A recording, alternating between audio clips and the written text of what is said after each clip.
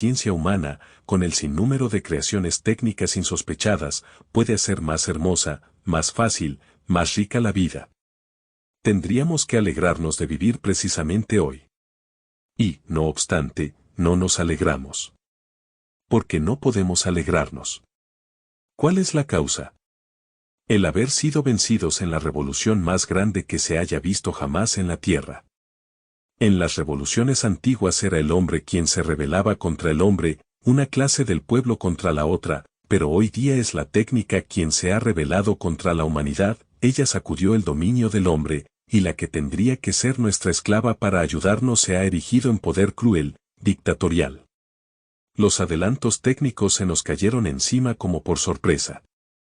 De repente, todo un cúmulo de descubrimientos técnicos inundaron a la humanidad, y ésta, no estando debidamente preparada para ello, no supo usarlos rectamente y situarlos en su vida de una manera beneficiosa. El hombre no vio más que una cosa en la técnica, la posibilidad del repentino enriquecimiento. Y esa caza febril de la riqueza trastornó de una manera fatal los fines y los valores, olvidó el hombre que la técnica tiene por objeto servir a la humanidad, en vez de esto, se puso él al servicio de la técnica. ¿Cuál ha sido la consecuencia? El hecho tan doloroso y trágico de que la civilización empezó a desarrollarse en proporciones gigantescas, más quedó atascada nuestra cultura. Porque estas dos cosas no significan lo mismo. Están muy lejos de significarlo. Si inventamos el avión, esto es civilización.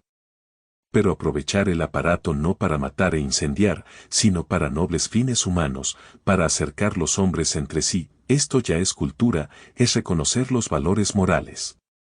Toda máquina nueva, toda nueva red telefónica, toda nueva línea ferroviaria, toda nueva central eléctrica, toda fábrica nueva. No es más que civilización. El modo y el fin con que los empleamos, el poner todo al servicio de un noble ideal humano o aplicarlo a la destrucción, esto depende ya de la cultura. La civilización viene a ser un tirano, la cultura, una madre. Hay una gran diferencia entre el trabajo creador del hombre antiguo y el del hombre moderno. Antes, la energía creadora del hombre estaba principalmente al servicio de la cultura espiritual. De ahí las obras maestras de la arquitectura y de la pintura, las catedrales góticas, tan esbeltas, los castillos y los palacios, los ornamentos y vasos sagrados, porque no podemos llegar a tales alturas.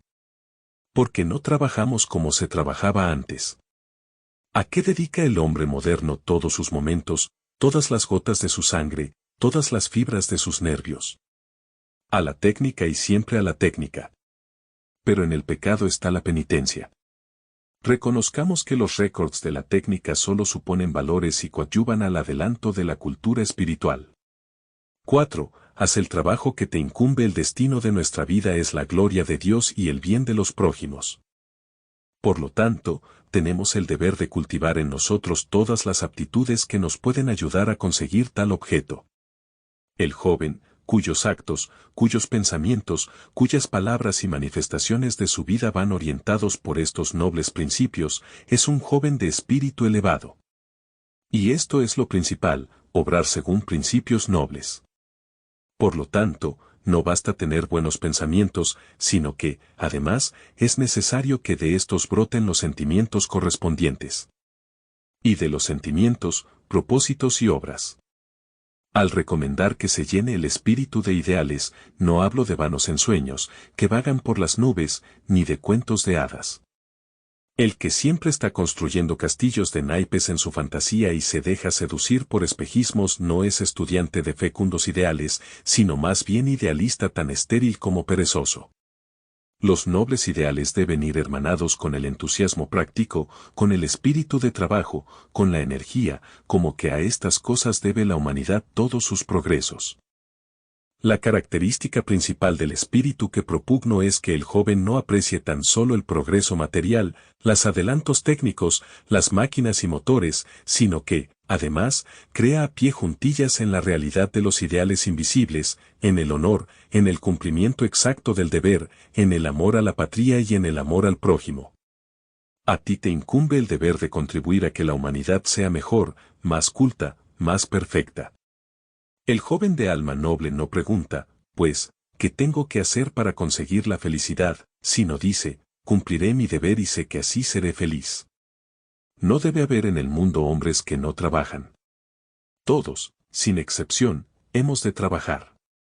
Por lo tanto también los jóvenes. Si no quieres trabajar con el entendimiento, hazte aprendiz de zapatero y merecerás respeto y estima si haces honradamente tu trabajo con las herramientas en la mano. Pero si eres estudiante, entonces haz el trabajo que te incumbe, es decir, estudia. Tu rincón de estudio. Si tienes un cuarto para ti solo, arréglalo con gusto y tenlo siempre ordenado. El estudiante tiene que pasar mucho tiempo en su cuarto, por lo tanto, este ha de ser agradable para que vivas a gusto en él. Si no tiene un cuarto de estudio para ti solo, si nada más dispones de una mesa escritorio, tenla también ordenada para que el aseo exterior delate enseguida la disciplina interna, espiritual.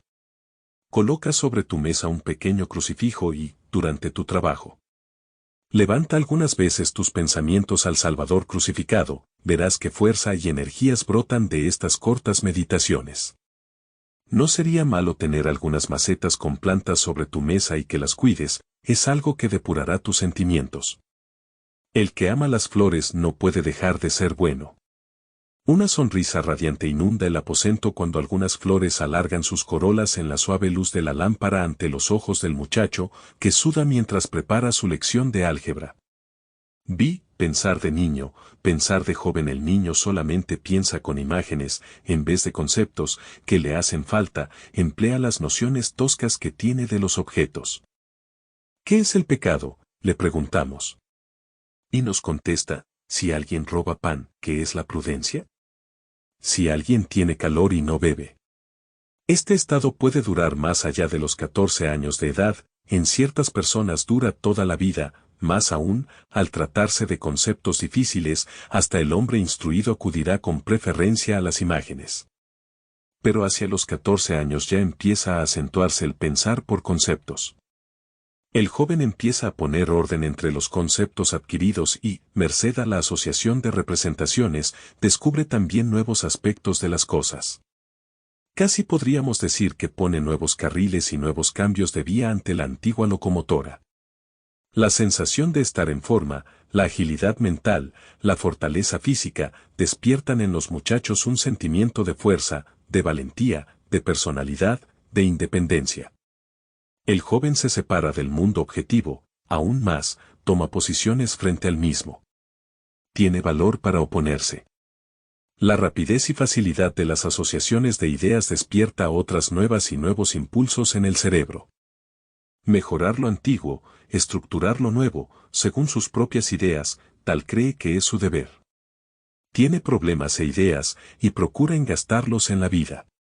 El que antes era arrastrado como un niño por la corriente del mundo, ahora procura mejorar el curso del mundo. Por lo menos, cree que este es su deber. Hay que aprovechar este pujante sentimiento de fuerza para una actividad provechosa en el montañismo, en el deporte, en la excursión, aprovechar el idealismo por mejorar el mundo para tratar de solucionar los problemas científicos y sociales. Esta energía amontonada es corno el agua en el molino, si cae sobre la rueda del molino, lo mueve, si no, se pierde. A consecuencia del desarrollo del cerebro se notan nuevos procesos psíquicos, principalmente un gran ansia por conocer. El joven desea penetrar la esencia de las cosas. Pero al principio no acierta a encontrar la vida real y no hace sino soñar, tejer planes. Su fantasía galopa sin riendas por el mundo de los cuentos y las novelas. Tan solo hacia el final de la época de la pubertad está en disposición de librarse de las impresiones de los sentidos y levantarse de lo experimental a lo teórico, de lo concreto a lo general. Solo entonces es capaz de una contemplación abstracta de orden religioso y moral, y ya puede apoyarse en su propia actividad intelectual. En esta época se diferencian más destacadamente las inclinaciones personales, y por esto se despierta su interés por el objetivo, por el destino de la propia vida, por la carrera que va a abrazar. Por la actividad intelectual que hemos mencionado se puede explicar el espíritu activo de los jóvenes en esta época y su inclinación más bien productiva, en contraposición con la dirección anterior, más bien receptiva.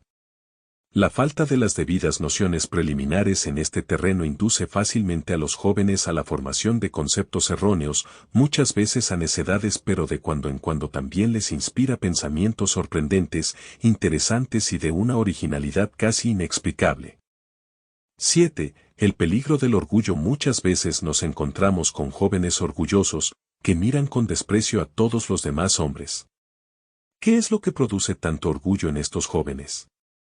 A uno, el tener un padre rico, vestir a la moda, tener una moto de gran cilindrada. A otro, el tener un rostro hermoso y unas proporciones armónicas. Al tercero, poseer un entendimiento despejado, salidas ingeniosas y facilidad para el estudio.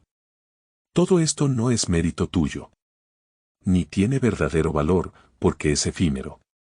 Y, además, sin la belleza del alma es mera exterioridad, algo así como el vestido vuelto del revés, no se nota por fuera lo gastado que está por dentro. Se debería escribir en la mesa de estos muchachos engreídos la frase que susurró al oído del triunfador romano el esclavo que estaba sentado detrás de él: cuidado con caerte, de modo que el rey le hizo conde por sus merecimientos. ¿Qué hacía este nuevo conde para no enorgullecerse demasiado? Se llamaba con frecuencia conde nada por sí, y con esto se inculcaba continuamente la virtud de la humildad. Todos somos varones, condes y príncipes de nada por sí. ¿Qué tienes tú que no lo hayas recibido? Y si lo que tienes lo has recibido, ¿de que te jactas como si no lo hubieses recibido? Escribe San Pablo en una de sus cartas, primera carta a los Corintios 4, 7. 8. Para dar suavidad a la arcilla, ¿has visto trabajar a un escultor? Antes de hacer el modelo prepara la arcilla, la amasa y la trabaja, para que llegue a ser lo más dúctil y suave que sea posible. Cuando entras en la escuela, tu entendimiento, tus facultades son como la materia prima del escultor.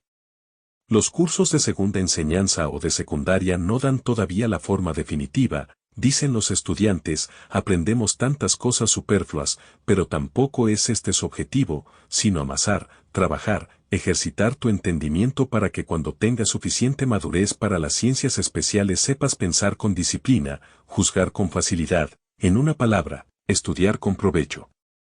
Se necesitan jóvenes que sepan penetrar ágilmente en el meollo de las cuestiones, jóvenes que sepan ordenar sus pensamientos, encadenarlos, deducir unos de otros, encontrar la expresión adecuada de los mismos, seguir el razonamiento de los demás, descubrir enseguida los posibles defectos del propio raciocinio o, en otras palabras, que sepan pensar con disciplina. 9. Yo no tengo que estudiar, tengo talento. El caracol y la liebre rivalizaron cierto día en una carrera. La meta había de ser el confín de un bosque cercano. El caracol emprendió su camino con mucho fervor, sudaba, se esforzaba.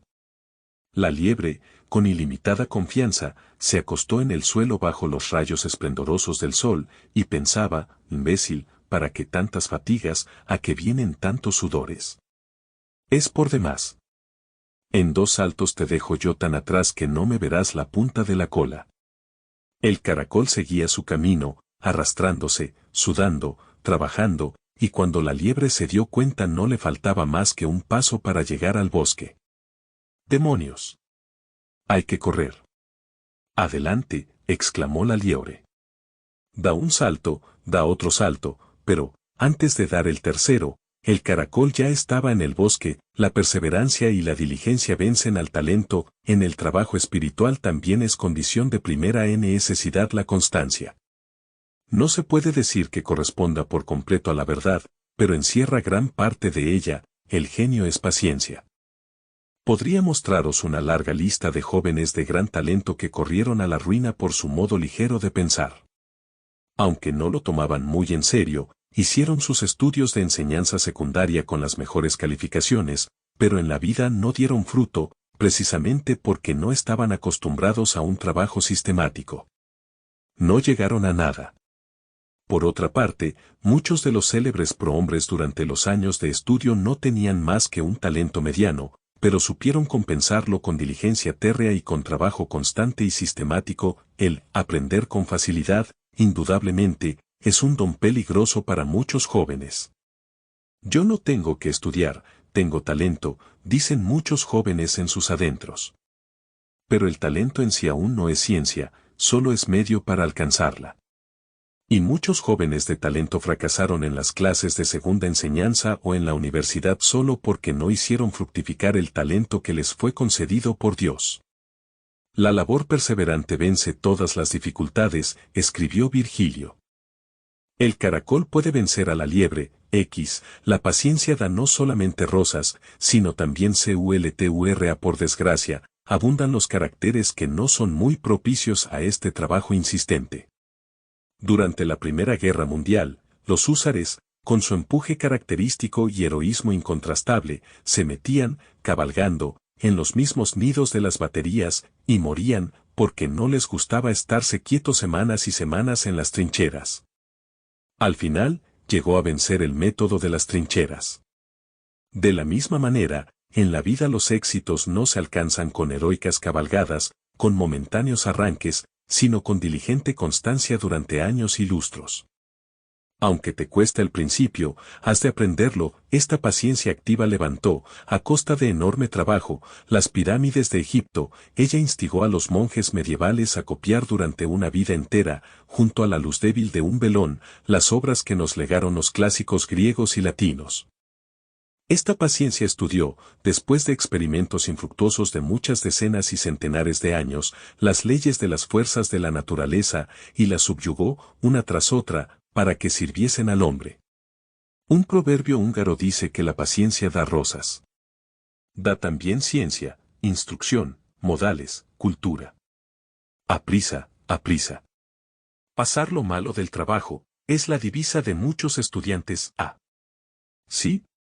¿Sabes cuánto tiempo empleó Dante para su obra de fama mundial, la Divina Comedia? 30 años justos, y Dickens, el gran escritor inglés, dice de sí que cada libro le costaba un trabajo inmenso. Prescott, célebre historiador americano, ya era casi ciego, y, no obstante, cuando para escribir su gran obra Fernando e Isabel de España le fue necesario conocer los idiomas modernos, ya en la madurez de su vida, empleó 10 años en el estudio de lenguas. Newton, el gran astrónomo, escribió 15 veces su cronología, hasta que pudo darse por satisfecho. Cuando Tiziano, el pintor de fama mundial, envió a Carlos V su célebre Última Cena, escribió lo siguiente: mando a vuestra majestad un cuadro en el que he trabajado diariamente, y muchas veces hasta por la noche, durante 7 años. Virgilio estuvo escribiendo durante 20 años la Eneida, y, no obstante, quiso destruirla antes de morir, por no considerarla bastante buena. Fenelón transcribió 19 veces su célebre obra educadora, el Telémaco, y aún en la última copia borró y enmendó mucho. Edison era todavía niño cuando pasaba ya la mitad de las noches leyendo. No leía novelas, sino tratados técnicos de mecánica, de química y de electricidad. Tolstói ejercía una crítica muy severa respecto a sus obras, y decía que el oro sale a la luz del sol después de pasarlo por el tamiz y lavarlo repetidas veces. No corregía tan solo los borradores, sino aun las copias, de suerte que algunas veces el texto definitivo era la tercera transcripción, pero había pasajes que corregía aún muchas veces. Stephenson trabajó durante 15 años en el perfeccionamiento de su locomotora. Para obtener éxito, Watt meditó durante 3 decenas de años la máquina condensadora de vapor. Herschel quiso fabricar para uno de sus telescopios un espejo cóncavo. Hizo uno, pero no era adecuado. Hizo un segundo, tampoco salió bien. Un tercero, tampoco le servía. Hizo más de 200 espejos cóncavos antes de fabricar el que verdaderamente le convenía. Pero lo fabricó, al fin. Ved ahí que hasta al talento genial le prestan eficaz ayuda la diligencia y la perseverancia. Newton tenía un entendimiento vasto y, no obstante, cuando le preguntaron cómo pudo hacer sus descubrimientos, contestó con modestia: sencillamente, estaba yo soñando siempre con ellos. Casi exageró la diligencia, ya que todo su descanso consistía en cambiar sus estudios y alternar los temas.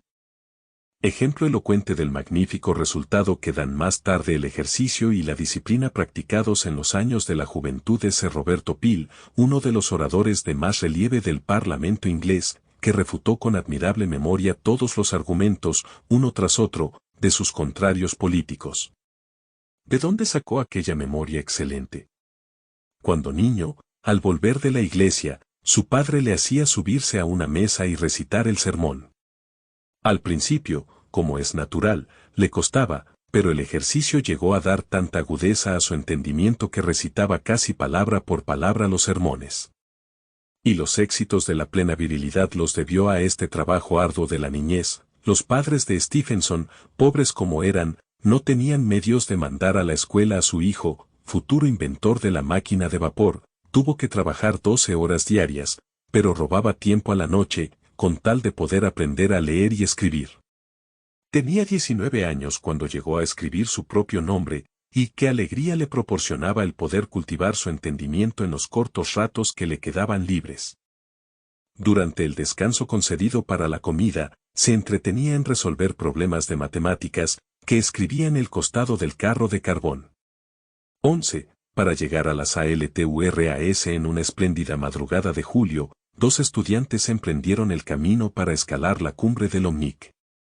Ambos nacieron en la gran llanura húngara y nunca habían visto montañas tan magníficas y gigantescas.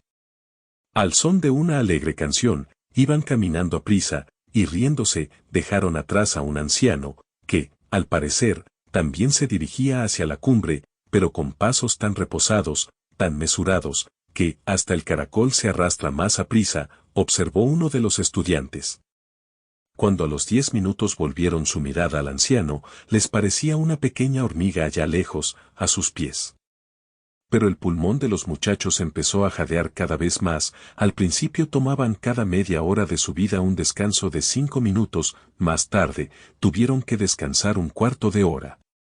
Y cuando hacia el mediodía se tumbaron completamente agotados junto a la orilla de una cascada, he ahí que aparece de repente por el camino el hombre caracol, y con los mismos pasos reposados, mesurados, como por la mañana, pasa delante de ellos, y sube, cada vez más arriba, sube el anciano, otra vez parece una pequeña hormiga.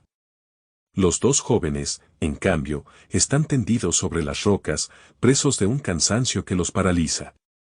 Porque para llegar a las alturas y alcanzar la cima prefijada, no basta un arranque juvenil y una llamarada de fuego de paja, sino que es menester para ello una perseverancia reposada, siempre igual, constante. 12. El estudiante abejorro. Con razón consideramos la abeja como símbolo de diligencia. Admirable es la perseverancia incansable con que vuela durante todo el día de una a otra flor, recogiendo miel. La abejita diligente que de las flores recoge la miel y el joven que estudia en sus libros son muy parecidos. De la misma numera, también nosotros, hombres o bien estudiantes, debemos extraer de muchos libros, de muchas impresiones, de muchas observaciones, con incansable diligencia, la ciencia necesaria para la vida. Y hay aún otros puntos de contacto entre la abeja y el estudiante. Se parecen en que ambos tienen parientes de menos valía. También la abeja tiene un pariente degenerado, el abejorro. Por fuera se parece a la abeja trabajadora, zumba lo mismo, hasta más fuerte, vuela de la misma manera, de flor en flor, hasta se sienta en alguna que otra roca con tal seriedad que al verlo se creería que está extrayendo miel de la misma piedra, pero después de los trajines de un día entero, siempre llega a casa sin miel. Así es el abejorro, ¿y cómo es el estudiante abejorro? Está sentado ante el libro abierto, lo mismo que los demás, vuelve las páginas de la misma manera, y aún las vuelve más. Mira con tal seriedad las letras que no parece sino que hasta de la roca de la cubierta del libro quisiera extraer ciencia. Su madre lo acaricia con tanta compasión, pobre hijito, te matas con tanto estudiar, y, sin embargo, no hace sino remedar la diligencia, su entendimiento va errante por todas partes, en su cabeza se acumulan pensamientos que nada tienen que ver con el estudio. Menos mal si en su cerebro no se arremolinan conceptos malos y pensamientos poco edificantes, porque entonces sí que se da la copia fiel del abejorro, cuya larva, como es sabido, se cría con predilección en la basura. Te tengo lástima, pobre, estudiante abejorro, que vas malgastando los años más fértiles de tu juventud. 13. Técnica del estudio. El aprender es un arte. Pero has de tener idea cabal de este difícil arte. Es curioso ver cuántas cosas tiene que aprender el estudiante en las aulas y cuán poco se le enseña el modo de estudiar, no se le enseña cómo ha de hacerlo de un modo racional, prudente, para que sean sus desvelos coronados por el éxito, además de resultarle más fácil y llevadero el estudio, tan pesado de por sí. Pero siendo el estudio siempre un trabajo regado de sudores, no es, sin embargo, imposible aliviarlo con algunas medidas de prudencia. Hay muchos artificios, pequeños y hábiles, con los cuales es dado facilitarlo. Y como, por lo que fuere, es tanto el caudal de conocimientos que a los jóvenes se pide en nuestros días, no estará de más que procures adquirir una técnica de estudio que podríamos llamar económico, es decir, que te ahorre muchas fuerzas. 14. No borres mis círculos. Primera condición para estudiar bien es estudiar con atención. Con la mayor atención posible, hay dos clases de atención, intensiva y extensiva. La primera es propia del investigador sabio, cuya distracción proverbial no es distracción, sino todo lo contrario, una atención muy fuerte reconcentrada en un solo objeto. Ribot denomina con mucha justeza a los de este grupo, distraídos absortos, en vez de distraídos disipados, en cambio es propia del maestro la atención extensiva. La necesita el profesor para ver toda la clase y, al mismo tiempo, prestar atención a la materia que explica. Si su atención no es extensiva, entonces, una de dos, o solamente atiende a la explicación y no nota que toda la clase se distrae, o bien lo nota y se cita, y con esto pierde el hilo del discurso. En la vida necesitamos las dos clases de atención, y quien mejor las ejercite más ventajas logrará. Así, pues, el estudiante no debe ver, ni oír, ni pensar otra cosa que lo que está en el libro, mientras que quien anda por la calle, asiste a reuniones o va de viaje tiene que ver, oír, almacenar. Cuantos más datos, mejor, puedes entrenarte también en el arte de atender. Algunos estudiantes se quejan de no tener un cuarto silencioso donde estudiar apaciblemente. Pues bien, una voluntad firme es capaz de vencer también en este caso. Cuéntase del más célebre matemático y físico de la antigüedad, Arquímedes, que mientras Marcelo, el caudillo romano, sitiaba la ciudad de Siracusa en el año 212 a.C., él estaba trabajando tranquilamente en casa en un problema matemático muy difícil. Los romanos habían ya logrado entrar en la ciudad y él no lo había notado todavía. Un soldado entró con estrépito en su casa. Allí estaba Arquímedes, sentado en el jardín, dibujando figuras geométricas en el suelo. En medio del estruendo, griterío y desorden del asalto, el sabio había seguido sus cálculos con tranquilidad, sin darse cuenta de nada. Y aun cuando se le presentó el soldado, Arquímedes casi no lo notó, y espontáneamente, sin levantar los ojos siquiera, le dijo tranquilamente: no borres mis círculos. Oh. Si yo pudiera trabajar con atención parecida, suspiran muchos jóvenes al oír esta historia. Pues bien, de Arquímedes podemos aprender las dos cualidades principales del trabajo atento. En primer lugar, procuraba el abstraerse de los acontecimientos exteriores que podían estorbarle, y luego concentraba las fuerzas de su espíritu con admirable disciplina para consagrarse durante aquella hora exclusivamente a las leyes matemáticas. Y este detalle es aún más importante que el primero. En vano tendrán ciertos jóvenes un cuarto silencioso, porque su fantasía rebelde y volcánica estará vagando en mil y mil direcciones durante el estudio. 15. Pluribus intentos, minor stade singula sensus. No pienses al estudiar en ninguna otra cosa. Quien mucho abarca, poco aprieta. El que persigue dos liebres a la vez, a buen seguro que no cazará ninguna. Hay jóvenes que van pasando los años valiosos de enseñanza secundaria con verdadera habilidad para sacar de ellos el menor provecho. Sí, van a la escuela, se les obliga a ello, pero solo toman parte en el trabajo con medio corazón, con un solo ojo, con un solo oído, y la otra parte. Prestan atención, muy a pesar suyo, pero con la mitad de su entendimiento recorren el campo del partido de fútbol de la tarde. Vigilan con un ojo, de reojo, miran al profesor, pero en el momento siguiente ya leen de nuevo, debajo del banco, los incidentes de una novela. Si el profesor hace un movimiento, instantáneamente lo miran con una cara tan asombrosamente inteligente como si estuvieran absortos en lo que dice. Sinceramente, me dan lástima estos muchachos. Me dan lástima porque estas dos mitades de su trabajo no pasan de ser un continuo titubeo. Ellos, sin embargo, sostienen que simultáneamente pueden prestar atención a dos puntos, a debajo del banco y a encima del banco, pero la psicología los desmiente. El tiempo se les va lo mismo que a aquellos que toman parte en la lección con alma y vida. La diferencia está en que estos se saben ya la lección, mientras aquellos arrojan los libros porque no comprenden ni una cosa ni otra. Un día me llamó la atención una bandada de grullas que cruzaban un día el cielo. Todo el grupo, en forma de cuña, surcaba magníficamente los aires, pero, muy lejos de sus compañeras, remaba, tambaleando, con inhábiles aletazos, una pobre grulla que se había quedado atrás. Le sacaron a la infeliz en una riña las plumas de la cola, su timón, y aunque trabaja en el aire, doble que sus compañeras, no obstante, no llegaba al final. Grulla sin cola es también el estudiante de quien hablamos, también él trabaja, pero no adelanta.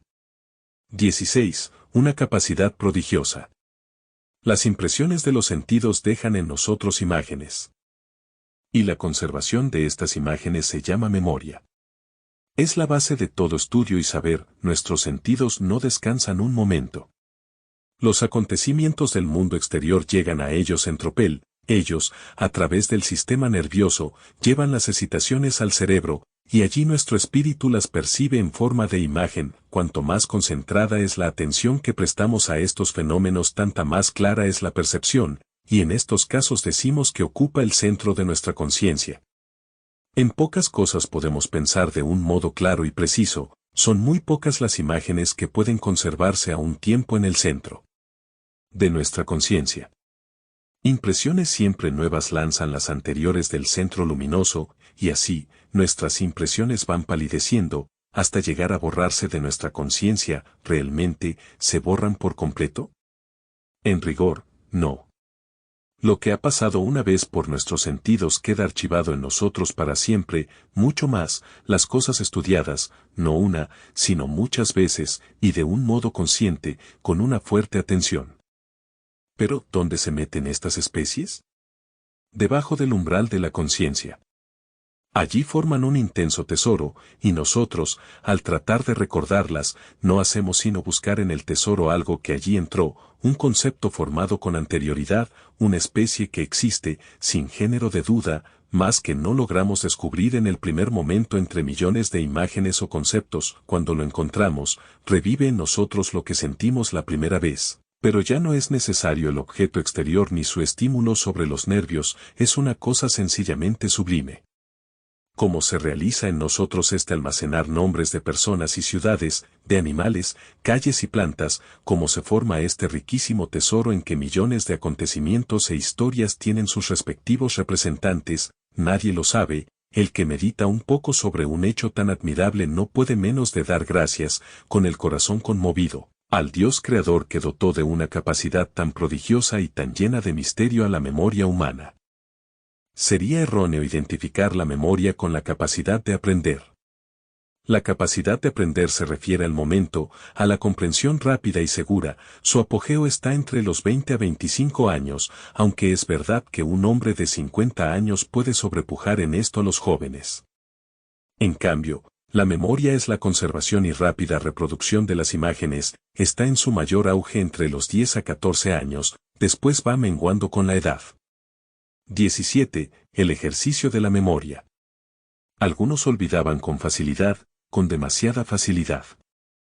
La cabeza de algunos muchachos se parece a un tonel agujereado, en vano se derrama en él la ciencia, que se escurre muy aprisa. No por esto se debe disculpar sin más ni más a estos jóvenes desmemoriados. Alguna responsabilidad les alcanza en ese fenómeno, porque el olvido, la distracción, es un mal al que no pocas veces puede ponerse remedio. Consiste todo en que la persona trabaje o no con perseverancia y habilidad oportunas en la educación de su memoria. Sin el ejercicio de la memoria, no hay estudio, no hay cultura. Hay que saber de memoria, palabra por palabra, no solo en las poesías o las citas de autoridades, sino también las reglas de la gramática, las fechas de la historia, el enunciado de los teoremas, las leyes de la física, pero no te asustes. Con un método adecuado, se facilita el aprender de memoria. Así, por ejemplo, mucho puede ayudarte la llamada memoria local, que retiene no solo el texto, sino también el lugar de la página y del libro en donde se encuentra y de los caracteres con que está impreso, mejor todavía si te fijas en otros muchos detalles insignificantes y especiales. Por ejemplo, aquí hay un dibujo, allí, un título con negritas, allá yo he subrayado algo con lápiz rojo. ¿Dónde está el texto? Ah. Sí, en la parte superior de la página, al pie de la página, en medio de la página, en la nota. Muchas veces basta saber el lugar en que está colocado el texto para recordarlo al pie de la letra. Busca una palabra mnemotécnica. Entendemos con este nombre una palabra sin sentido, formada con las iniciales de los vocablos que se quieren aprender. Apréndete bien la lección, y al tener que decirla, no hagas más que pensar en las letras de tal palabra y saldrás airoso de tu empeño. Así, por ejemplo, podemos formar con las iniciales de los nombres de las 9 musas estas dos palabras: Seline Tepuc, Clio, Euterpe, Talía, Melpómene, Terpsícore, Eratopolinia, Urania, Calíope. La palabra mnemotécnica, bien hecha, te ayudará en gran manera para recordar el orden de los acontecimientos y de los nombres. Claro está que debes procurar que no sea más difícil retener la palabra que la materia. 18. Estudia según las normas de la psicología. ¿Qué significa esto? Para sumar nuevos conceptos a los que ya teníamos y asociar ideas se necesita cierto tiempo. El trabajo mental más insignificante y, por tanto, el adquirir nuevas ideas, supone trabajo de los nervios y vibración de los mismos. Pues bien, las vibraciones de los nervios, provocadas por sentimientos anteriores, necesitan tiempo para calmarse, como también los necesitan las nuevas impresiones para ahondar y echar raíces, finísimas como hilo de telaraña, en las capas de nuestras anteriores ideas. En cambio, si acuden en tropel impresiones siempre nuevas y llaman a la puerta de nuestro espíritu y hacen esfuerzos para instalarse allí, estorban el sedimento de las anteriores, en vías ya de consolidarse. De ahí resulta que, debido a una lectura demasiado rápida, algunos jóvenes no se acuerdan, al cabo de un año, de lo que han leído en este o en aquel libro, mientras que otros aciertan a contar con perfección, aún en la edad madura, el contenido de las lecturas hechas durante los años estudiantiles. No te dejes, pues, llevar del capricho en el estudio, sino dedícate con paciencia y calma a una sola materia hasta que acabes con ella por completo. En primer lugar, ve despacio y adelantarás, y luego, no estudies muchas cosas, sino mucho. Lo que hicieres, hazlo atentamente y llegando a las raíces de toda cuestión. No aprendas tan solo con la cabeza. Pues, ¿con qué? Con la mano, la pierna, el ojo, la boca, el oído, no lo comprendes. Pues escúchame, Dios creó al hombre de manera que su cuerpo y su alma están fundidos en una unidad orgánica, unidad tan estrecha que no tiene el espíritu actividad alguna para la cual no necesite de una u otra manera el trabajo del cuerpo. El espíritu es el artista, el cuerpo, el instrumento, y sin ese instrumento no hay artista que pueda trabajar. El cuerpo y el alma trabajan conjuntamente. Si mi alma está triste, le da las lágrimas el cuerpo; si mi alma se alegra, en mi rostro se dibuja la sonrisa. Los pensamientos más fugitivos suponen vibraciones del cerebro. Pues bien, si esto sucede aún en caso de pensamientos fugitivos, cuanto más ha de trabajar el cuerpo cuando se trata de un esfuerzo mental serio, de un estudio detenido. De ahí que también el cuerpo se fatiga por efecto del trabajo mental. Y ahora viene una interesante observación. El trabajo mental pone en movimiento nuestros nervios. Al contrario, cierto movimiento de los músculos y de los nervios, una posición y un trabajo determinado de los mismos, hacen más fácil el trabajo mental. Al estudiar procura poner en juego todos los sentidos posibles. Aprenderás con tanta mayor facilidad y más duradero provecho cuanto mayor número de sentidos hayan tomado parte en el estudio. Por esto resulta más fácil aprender leyendo en voz alta que en voz baja, porque así no trabaja tan solo tu entendimiento, sino también tu oído. Aún más, los movimientos musculares de tus labios influyen para que arraiguen mejor en la mente los pensamientos que expresan. En este caso, aprendes ya con 3 instrumentos, con el entendimiento, con el oído y con los labios. Pero, ¿cómo se las arreglará el alumno que estudia en una sala de estudio o en una biblioteca con otros muchachos en el mismo salón, donde no está permitido hacerlo en voz alta? Pues, también él puede aprovechar esta ley psicológica. Estudia con voz muy baja, como susurrando, de suerte que no estorbe a los vecinos, pero, a medida que va estudiando, pronuncia las palabras, pero silenciosamente.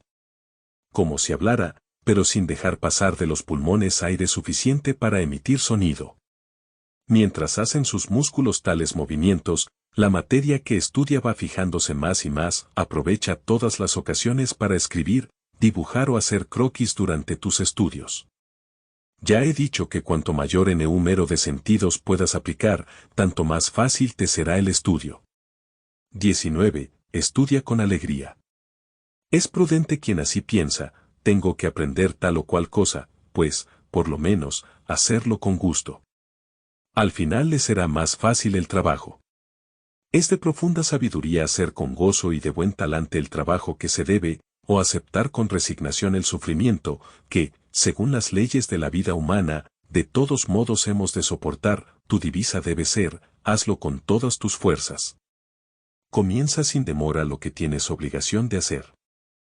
Después de arreglar tus asuntos, ya te quedará tiempo para distraerte, pero antes, no debes estar alegre. Para que sea más llevadero tu estudio, no te pares a cavilar durante un cuarto de hora. ¿Qué hago? ¿Estudio o no? Sino, adelante, lánzate con alegría, valientemente. El que comenzó su trabajo lo tiene ya medio hecho. La alegría preserva al joven del enervamiento que fácilmente se apoderaría de él. ¿Por qué aprende con más facilidad el que está alegre? La alegría instiga al trabajo, y, por otra parte, el éxito del trabajo aumenta la alegría. En cambio, el melancólico emprende cualquier labor sin ganas.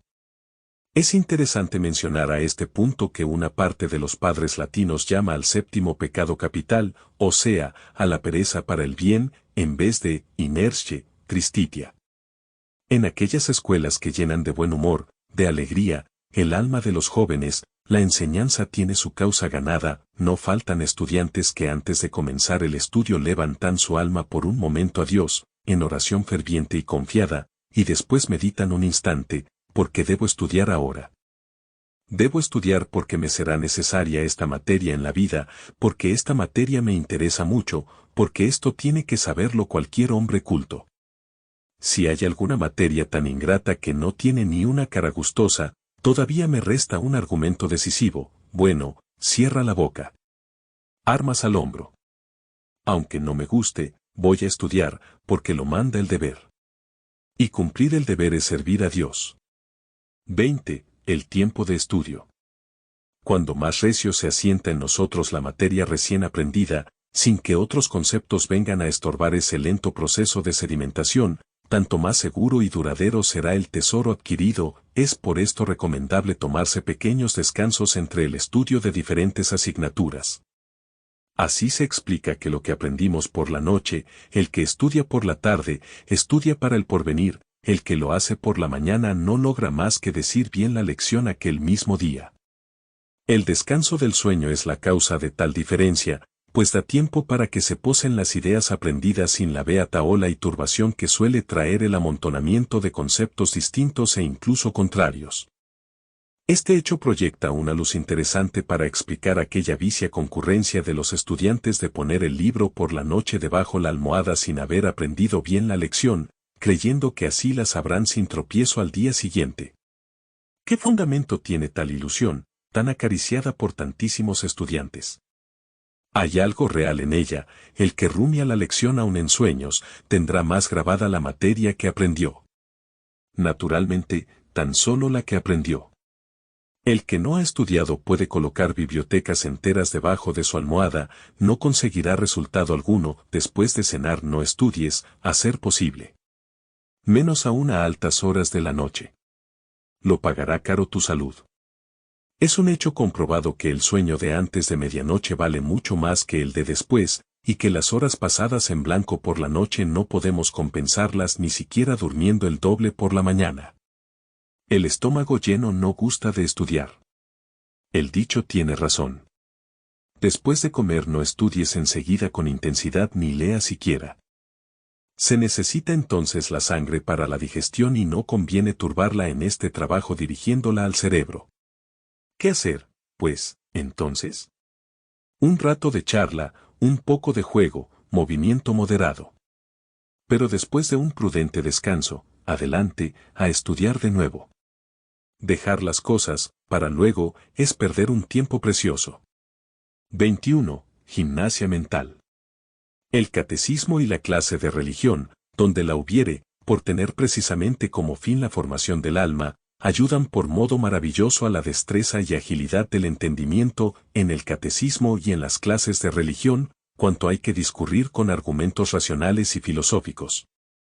Qué ruda gimnasia de la inteligencia para descubrir los atributos del Dios infinito. ¿Cómo reflexionáis para comprender las propiedades misteriosas del alma humana? ¿Cómo examináis las leyes morales del universo? A costa de cuanta crítica histórica, con qué raciocinios, pruebas, indagaciones, probáis que la Sagrada Escritura es auténtica y con fuerza sobrada para merecer nuestro crédito. Cuando trabajáis para expresar en forma conveniente las verdades más difíciles, porque son las más abstractas, de la religión, ¿no mejoran con esta gimnasia vuestras formas de expresión? He aquí como el catecismo, que, antes de nada, sirve para la educación del alma, ejerce también su influencia en el desarrollo de la inteligencia y del lenguaje. El estudio de los clásicos se impone aún hoy por la honda influencia que alcanza en la formación del carácter. En estos libros, en estas obras maestras de la poesía y de la filosofía de la historia, puede aprender el joven la justa estima de los valores ideales, una profunda sabiduría de la vida, que hace noble y alto el mundo del sentimiento y robustece juntamente la voluntad. En la mayoría de los clásicos se encierran una profunda sabiduría de la vida y un subido concepto moral, que con facilidad pueden conducir al lector hasta Dios. San Agustín, en su juventud, fue conducido a Dios desde la senda de las aberraciones por la lectura de la Hortensia, de Cicerón. En Hungría los catedráticos de la universidad tienen datos interesantes, los alumnos del Gymnasium, donde se estudia latín y griego, entienden más ágilmente y penetran mejor las materias de la universidad, hasta las mismas ciencias experimentales, que los de la Escuela Real. La causa de tal hecho es que aquellos tienen más disciplinadas sus facultades por la gimnasia mental que hubieron de hacer en las clases de griego y de latín, al saborear los escritos de Demóstenes, cuyas palabras siempre dan en el blanco, con la rapidez de una flecha, o el estilo conciso y lapidario de Tácito, los discursos de Cicerón, construidos con una lógica magnífica, los diálogos de Platón, la narración sencilla y sublime de Homero, las piezas oratorias de Julio César, el estilo magnífico de Salustio, los símiles brillantes de Virgilio, y al detenerse en la traducción laboriosa de una frase más difícil, no parece sino que trabajaban en una mina de diamantes. Algo se les quedó pegado de aquella escuela prócer. Su espíritu se volvió más flexible, su modo de expresarse se hizo más vivo xxil, cultiva el arte si tienes un poco de talento para la música, harás bien en aprenderla, estudia violín, piano. La música levanta el espíritu, llena los ratos perdidos, y con ella puedes proporcionar unas horas agradables a los demás. Los que aman la música tienen el alma más delicada. La música nos saca de la monotonía ordinaria de la vida y despierta en nosotros sentimientos nobles. Sentimos en nosotros el dominio de lo bello, de lo noble, del espíritu, escuela magnífica de perseverancia y medio eficaz para conseguir una fuerza de voluntad tenaz es el estudio metódico de un instrumento músico, lo mismo puede decirse de las otras ramas del arte, pintura, escultura, etc. Ellas pueden modelar tu espíritu dándole armonía, belleza, pero hay jóvenes que por unos chillidos de violín o por algunos brochazos se ven aclamados por sus padres o por los huéspedes invitados a una buena cena, con un nuevo Mozart o un nuevo Rafael. Naturalmente, no necesitaba más el muchacho. Enseguida se cree ser un genio mundial, un superhombre, y se comporta como cumple, en su sentir, a un genio, es estrambótico, indisciplinado, no aprende.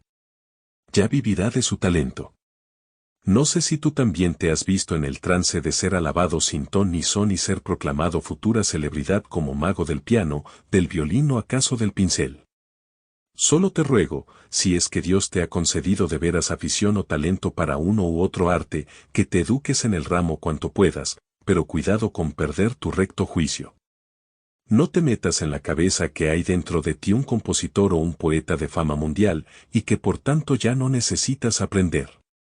Preocúpate mucho de tus inclinaciones artísticas, pero adquiere, junto con el arte, otro diploma y procura aún aprender otro oficio con que sostenerte después, y no te abandones por completo a tu talento. Porque verás en la edad madura que en el mercado del arte pululan talentos medianos, y no hay que olvidar que estos talentos adocenados no pueden abrirse camino en la carrera del arte, de suerte que sea prudente basar en él toda la existencia. Y, confesemos la verdad, seguramente serán de mayor rendimiento para la humanidad unos zapatos bien hechos que un torno de versos modernos o algunos monigotes futuristas ininteligibles. XXIL, aprende a hablar. Aprende a hablar de un modo castizo tu lengua materna. Te engañarías si pensaras, ya la sé, que has de saberla. Para hablar la lengua materna como se debe es necesario estudiarla con la misma diligencia y el mismo esfuerzo que si se tratara de un idioma extranjero, es uno de los deberes principales saber bien la propia lengua. Recuerda la sentencia de Q-Lesey, es muy hermoso saber idiomas extranjeros, pero es un deber cultivar hasta el más alto grado la lengua patria. Has de procurar no solamente que el habla suene impecable en tus labios, sino también que pueda servirte de intérprete fiel para expresar con amable flexibilidad y variedad riquísima tus ideas y sentimientos. Si estás acertado en escoger tus lecturas, te servirán mucho para pulir tu estilo. Sé hábil. Si encuentras en algún libro una hermosa expresión, un epíteo brillante, un giro garboso, un símil magnífico, anótalos enseguida en cuaderno aparte, en tu diccionario de lengua patria, saepe stilumbetes, vuelve muchas veces tu estilo, nos amonesta el dicho latino. Los griegos y los latinos escribían al principio con un punzón de hierro agudo, el estilo, stailes, sobre teblites cubiertas de una fina capa de cera, si después tenían que quitar o cambiar algo, volvían el stailes y, con la extremidad plana, borraban las palabras equivocadas. Tú también vuelve con frecuencia tu estilo, es decir, corrige, tacha en el borrador, todo joven debe saber bien, en primer lugar, la lengua materna. Pero tendrá necesidad de otros idiomas, pues, como dice el adagio, cuantas lenguas sabes, tantos hombres vales. El sacerdote y el ingeniero, el médico y el profesor, el juez y el político, si aún después de obtener sus diplomas desean estar al día del progreso científico, han de recurrir también a libros y revistas extranjeros. En algunas ciencias especiales, por ejemplo, teología, geología, astronomía, química, etc., es absolutamente necesario este conocimiento. En un mes llegas a leer muchas cosas interesantes. Al leerlas, piensas, es interesante. No lo olvidaré. Y lo olvidas muy aprisa. Anota, pues, todas las cosas que más te llamen la atención. Encierra una verdad indiscutible estas palabras, leer sin anotar es olvidar. Hay oradores y estilistas que saben dar gran vida y variedad a sus discursos y escritos mediante proverbios a cual más hermoso, anécdotas históricas, símiles interesantes, y lo hacen con habilidad y riqueza que nos dejan pasmados. ¿De dónde sacan estos hombres tal abundancia de citas y datos interesantes? No es por arte de magia. Es el resultado de un hábil método de lectura y de una diligencia perseverante. ¿Quieres también tú hablar o escribir así algún día? Pues escúchame, coge 15 o 20 hojas de papel corriente, córtalas en 4 y dobla estas cuartillas en 2. Al encontrar después en tus lecturas alguna hermosa sentencia moral, una verdad profunda, ejemplos históricos, un bello pasaje de alguna poesía, ocurrencias breves y originales, epígrafes bien trabajados, símiles sorprendentes, no los dejes escapar y escríbelos sobre las fichas que has preparado. Coloca después las fichas en orden alfabético para encontrarlas con facilidad, y así habrás empezado tu tesoro de materiales del intelecto ya en la vida estudiantil. ¿Cuántas veces te mandarán escribir sobre un tema dado? Si no tomas notas habrás de exclamar, oh, me acuerdo que leí sobre este asunto un pensamiento tan hermoso. Sí, lo leí el año pasado, pero ¿dónde? ¿En qué libro? No me acuerdo. En cambio, si tienes empezada tu tesoro de materiales del intelecto, te alegrarás de hallar la ficha correspondiente con aplicación constante. Al cabo de 8 o 10 años, tendrás una colección valiosa que te será de mucho provecho cuando tengas que componer un discurso o tratar algún tema. Principalmente, si continúas leyendo de esta manera también más tarde, en la edad madura.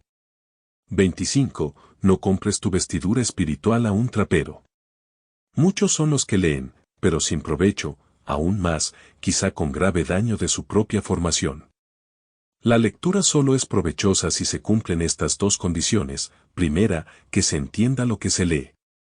Segunda, que se graben muchas cosas en la memoria. Lee, pues, despacio y meditando. El aguacero no sirve mucho a las mieses, tampoco la lectura rápida fomenta la cultura. No puede aprobarse aquella manera de leer con furia que tienen algunos muchachos. Si a sus manos llega un libro interesante, lo dejan todo, lección, trabajo, y adelante, a leer. Ojean, no leen, 20 o 30 páginas en un cuarto de hora, solo para saber cuanto antes qué será del protagonista. Al llegar del piso a la calle, ya han pasado medio libro que acaban de sacar de la biblioteca. Y al final, después de tanto leer, hay un enorme caos en su cabeza, todo lo han mirado, pero propiamente no saben nada. Al cabo de un mes, si te he visto, no me acuerdo, el que mucho lee, pero no reflexiona sobre la materia leída, llena su memoria, pero de trastos inútiles, su cabeza será corno una biblioteca cuyo catálogo se ha perdido, nunca podrá ir por sus propios pies, sino que le arrastrará la corriente del vulgo indocto. Y esto acontece no solo al tratarse de los tesoros de la ciencia, sino también en lo que se refiere a nuestros sentimientos más santos, a nuestra vida religiosa. Hay muchos jóvenes para quienes el sublime espíritu católico no es sino un ropaje exterior, una herencia recibida de los padres, pero no tiene raigambre profunda, no brota de una convicción llena, de un juicio sereno, ni es fruto de seria meditación. Soy católico porque nací católico.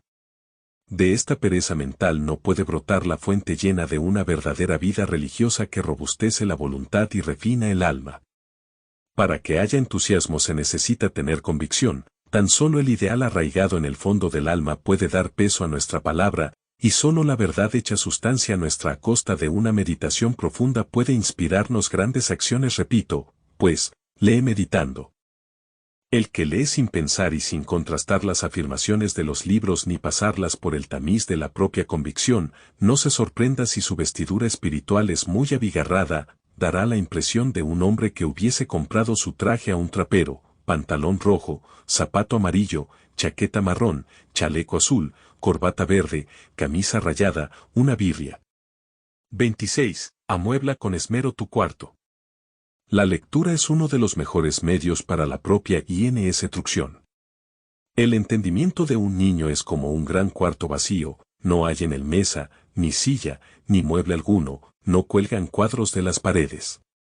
Has de amueblar y llenar tu cuarto con estudio y lectura, puedes aprender cosas excelentes de los buenos libros. Suscitarán como por ensalmo ante tus ojos todo el admirable universo con su hermosura exuberante, y lo que nunca podrás ver en realidad te lo traen allí, sobre la mesa de estudio, con palabras e imágenes, para saciar tu sed de saber.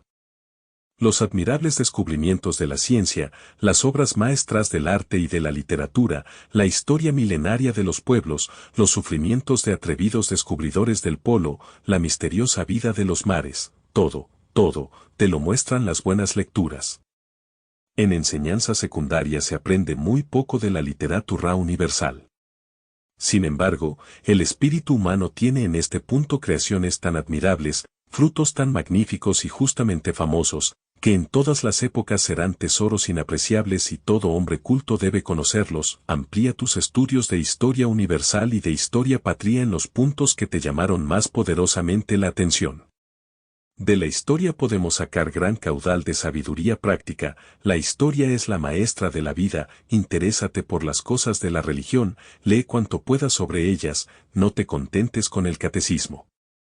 La religión católica inspiró a Dante, puso pinceles en manos de Rafael, levantó catedrales, envió misioneros para trocar en campos de cultivo los bosques vírgenes, fue la primera que recogió a los enfermos, dio asilo a los desgraciados de toda clase, desde el niño abandonado hasta el anciano sin fuerzas, llegando allá arriba, a las cimas cubiertas de nieve de los Alpes, donde los monjes de San Bernardo están de centinela hace ya 1000 años y recorren los más alejados y peligrosos parajes con sus famosos perros para sacar de debajo de la luz a los viajeros sepultados. ¿Cuántas cosas interesantes puedes leer sobre estos temas? Y cuanto más conozcas tu religión, tanto más te sentirás atraído por ella. No podemos pasar en silencio los libros apologéticos. ¿Acaso no con gran frecuencia en los primeros años de estudio, pero sí en la época universitaria, y aún más en el tráfago de la vida, toparás con hombres cuyo criterio en punto a religión sufrió desvío a causa de las pasiones y prejuicios? ¿Quién más que tú, joven instruido y educado, podrá encender la luz de la verdad ante los espíritus que se revuelven en la ignorancia religiosa? Pero para eso necesitas estudiar y leer mucho tú también, sea cual fuere la carrera que escojas. Tú estás llamado, precisamente por tu cultura, a influir un día en la orientación de tu pueblo. Con todo derecho podemos exigirte que, si en todas las ramas de la ciencia adquieres los conocimientos necesarios para una cultura general, no te contentes en el campo de la manifestación más espléndida del espíritu, en la vida religiosa, con aquellos conocimientos rudimentarios que has podido adquirir en la escuela. La primera causa de la indiferencia religiosa en que caen los hombres maduros e inteligentes es no conocer de cerca su religión, por lo cual, como dice categóricamente la Sagrada Escritura, blasfeman de todo lo que no conocen. San Judas 10. En cambio, qué recio espíritu revela el joven que, junto a las novelas y libros científicos, encuentra margen para conocer la belleza de su religión mediante detenidos estudios y lecturas meditadas. La filosofía, después de la teología, es la más noble de las ciencias. El objeto de la literatura es lo bello, pero lo bello es el reflejo de lo bueno y de lo verdadero. La filosofía busca la bondad y la verdad en sus últimas causas. Entre los mayorcitos, hay muchos estudiantes que gustan de leer libros filosóficos. Pero en este punto hay que escoger con gran cautela. El joven que lee a Kant y a Nietzsche, a Schopenhauer y a Hamann, lejos de ganar, perderá en claridad de juicio. No hace muchos años que leímos la triste noticia de que un muchacho, de muy buena casa, de unos 22 años, se había suicidado. La razón, había leído sin dirección, sin contraste, sin ton ni son, a los filósofos incrédulos. Kant, Fichte, Schopenhauer, Hamann, Darwin, Haeckel, Büchner, Nietzsche, Bolsche, allá en su mesa, y una bala en su joven corazón, no faltan quienes tienen predilección por las ciencias biológicas. Los secretos admirables y las leyes sublimes de la naturaleza nos conducen a Dios, si pensamos con seriedad. Pero entre los modernos cultivadores de estas ciencias hay muchísimos que las dirigen justamente al objetivo contrario, al quebrantamiento de las convicciones religiosas. Sé, pues, muy precavido al escoger los libros que traten temas de biología o de ciencias naturales. En nuestros días ocurre algo semejante a lo del siglo respecto a Aristóteles. Los árabes quisieron impugnar la fe cristiana con las enseñanzas del gran filósofo griego de la antigüedad, hasta que dos genios, Alberto Magno y Tomás de Aquino, cogieron el arma de manos de los adversarios y demostraron que las enseñanzas del filósofo son positivamente favorables al cristianismo. De un modo análogo proceden los árabes modernos de la ciencia a luchar contra la religión cristiana con un arma que, a fin de cuentas, aboga en favor de la misma. La ciencia, bien estudiada, no solo no ataca las verdades de la religión, sino todo lo contrario, ayuda a probarlas. A los jóvenes les falta aún la capacidad de un juicio profundo y la instrucción amplia con que se puede ejercer una crítica rigurosa sobre nuestras lecturas. Nada, pues, más natural que el que acepten como moneda corriente las hipótesis de escritores enemigos de la religión. Hipótesis que, ciertamente, no son compatibles con la religión, pero tampoco lo son con la ciencia seria. No podemos exigir de un joven de 16 a 18 años que descubra por sí mismo la falta de lógica que hay en ciertos raciocinios, ni la parcialidad que existe en ciertas afirmaciones de algún libro. Principalmente, en esta edad no deberían olvidarse de las palabras del apóstol, ya que habéis recibido por Señor a Jesucristo, seguid sus pasos, unidos a Él como a vuestra raíz, y edificados sobre Él como sobre vuestro fundamento, y confirmados en la fe que se os ha enseñado, creciendo más y más en ella con acciones de gracias. Estad sobre aviso para que nadie os seduzca por medio de una filosofía inútil y falaz y con vanas sutilezas fundadas sobre la tradición de los hombres, conforme a las máximas del mundo, y no conforme a Jesucristo. Carta a los Colosenses 2, 6 a 8. Mas para que mi convicción sea robusta y firme, es preciso conocer no solo los argumentos que abogan por mi religión, sino también las objeciones con que se la combate. Créeme, todas las objeciones y dificultades que pululan en tales libros ya fueron resueltas 100 y 100 veces de un modo satisfactorio. Y si realmente te interesa lo que dicen en el campo contrario, entonces entérate por medio de libros en que a renglón seguido las dificultades propuestas tienen solución. Hay excelentes libros apologéticos por los cuales puedes enterarte de las objeciones del bando de enfrente, sin que por ello perjudiques en modo alguno el gran tesoro de tu fe. 27. Se quemó durante la lectura. En los primeros días de enero de 1902, los periódicos dieron una triste noticia. El vía encabezada con este título, se quemó durante la lectura. Una muchacha austríaca, de 14 años, recibió como aguinaldo de Navidad un libro interesante. El libro la subyugó hasta el punto que no pudo dejarlo de las manos ni siquiera por la noche, y así, se sentó a la vera de la chimenea y a la luz de la misma prosiguió la lectura. De repente lanzó un grito. El fuego prendió su vestido y, en un abrir y cerrar de ojos, se vio la pobre transformada en una antorcha viviente. La pobre. Se quemó durante la lectura. ¿A cuántas almas de adolescentes podría aplicarse la misma frase? Las lecturas pueden ser muy provechosas, pero también pueden ser muy nocivas. Hay padres que temen por su hijo cuando sopla la brisa de mayo, se cuidan de que en su traje no haya una sola mancha, pero no se preocupan de saber si su hijo va tragando el veneno de la inmoralidad, que socava toda su vida con los productos de la literatura barata y chabacana. El peligro más serio está en la lectura de novelas. Es un hecho comprobado que aun la lectura de novelas buenas lleva anejos ciertos peligros que se deben tener en cuenta. La lectura de novelas, llevadas hasta la exageración, excita el mundo de sentimientos del joven, exalta su fantasía, debilita su voluntad, y no es raro el caso de que lo perturbe psíquicamente o, por lo menos, aumente la debilidad de sus nervios. Por otra parte, no se ha de negar que las novelas buenas puedan ejercer una influencia ventajosa en el lector, la pintura excelente de ciertas épocas históricas, los ideales nobles, por los cuales luchan en la novela los protagonistas, etc. No se trata, pues, de una prohibición absoluta, sino de una selección prudente. El joven a quien algo le importa su carácter no procederá en la lectura sin ton ni son. El que come todo cuanto tiene al alcance de su mano estropea su estómago, y el que lee cuanto se le presenta echa también a perder su alma. Y este mal es 1000 veces peor que el primero. Un famoso escritor francés, Bourget, dice, no hay nadie que, después de un sincero examen de conciencia, no se vea obligado a confesar que a estas horas sería muy distinto si no hubiera leído este o aquel otro libro. No podemos atravesar un charco sin mancharnos la ropa. Sola no permitió a sus hijos la lectura de sus propias novelas inmorales. Nietzsche fue preguntado por su madre, «Hijo mío, ¿cuál de tus libros debo leer, madre?», contestó él, «Ninguno. No están escritos para ti».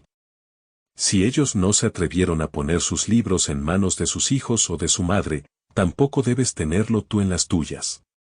Es posible que la gente superficial y frívola se sonría si te oye decir que no has leído nada de Zola ni de Anatole France porque no te lo permiten tus principios. Pero la sonrisa irónica se desvanecerá enseguida si con habilidad desvías la conversación y te pones a tratar diestramente de las obras serias de autores célebres que seguramente no han leído tus interlocutores. Tú nadie te podrá, con razón, tildar de retrógrado o poco culto por el mero hecho de no querer introducir en tu propia alma, en tu alma única, el veneno destructor de tales libros, como tampoco es tachado de hombre atrasado en el campo científico el que se contenta con conocer los venenos de la farmacia, sin probarlos todos, unos tras otro. ¿Acaso la influencia de los malos libros no se acuse con claridad y de un modo deliberado, pero los pensamientos nuevamente adquiridos quedan ocultos en la subconsciencia, y más tarde, quizá al cabo de los años, por ejemplo, en una tentación, no sabrá el joven resistir porque tiempos atrás leyó un libro inmoral o antirreligioso? Ni siquiera se acuerda ya del título, ya se le borró de la memoria el contenido, y a pesar de todo, la influencia subconsciente del mismo ocasiona su derrota en el trance de la tentación. Velad y orad para que no caigáis en la tentación. San Mateo 26, 41. Guardaos de los falsos profetas. San Mateo 7, 15. Así amonestó a sus apóstoles el Señor. Y tú, sin embargo, piensas en que puedes leerlo todo. Ya es presumir de ti mismo. ¿A mí no me dañan esas cosas? ¿Eres el único justamente? A los otros, tal vez, pero a ti, no. ¿Tú eres más fuerte que los demás mortales? ¿Tú no tienes que guardar tu alma contra los falsos profetas? Pruébalo, a ver, trágate una buena cantidad de cianuro, y veremos si te daña, úntate de petróleo y después enciéndelo, y veremos si te daña. Si sales incólume de estas pruebas, entonces podrás decirme, a mí no me perjudican esas cosas. Cuando el huracán desatado azota el mar, embarca en una frágil navecilla y dile, no te hundas. Cuando el alud cae con rumor de trueno, arrastrando árboles y casas, cuádrate delante de él y dile, a mí no me toques. Esto sería ridículo, ¿verdad? Pues los jóvenes admiten sin protesta que mala cosa es leer libros inmorales. O libros que atacan la religión.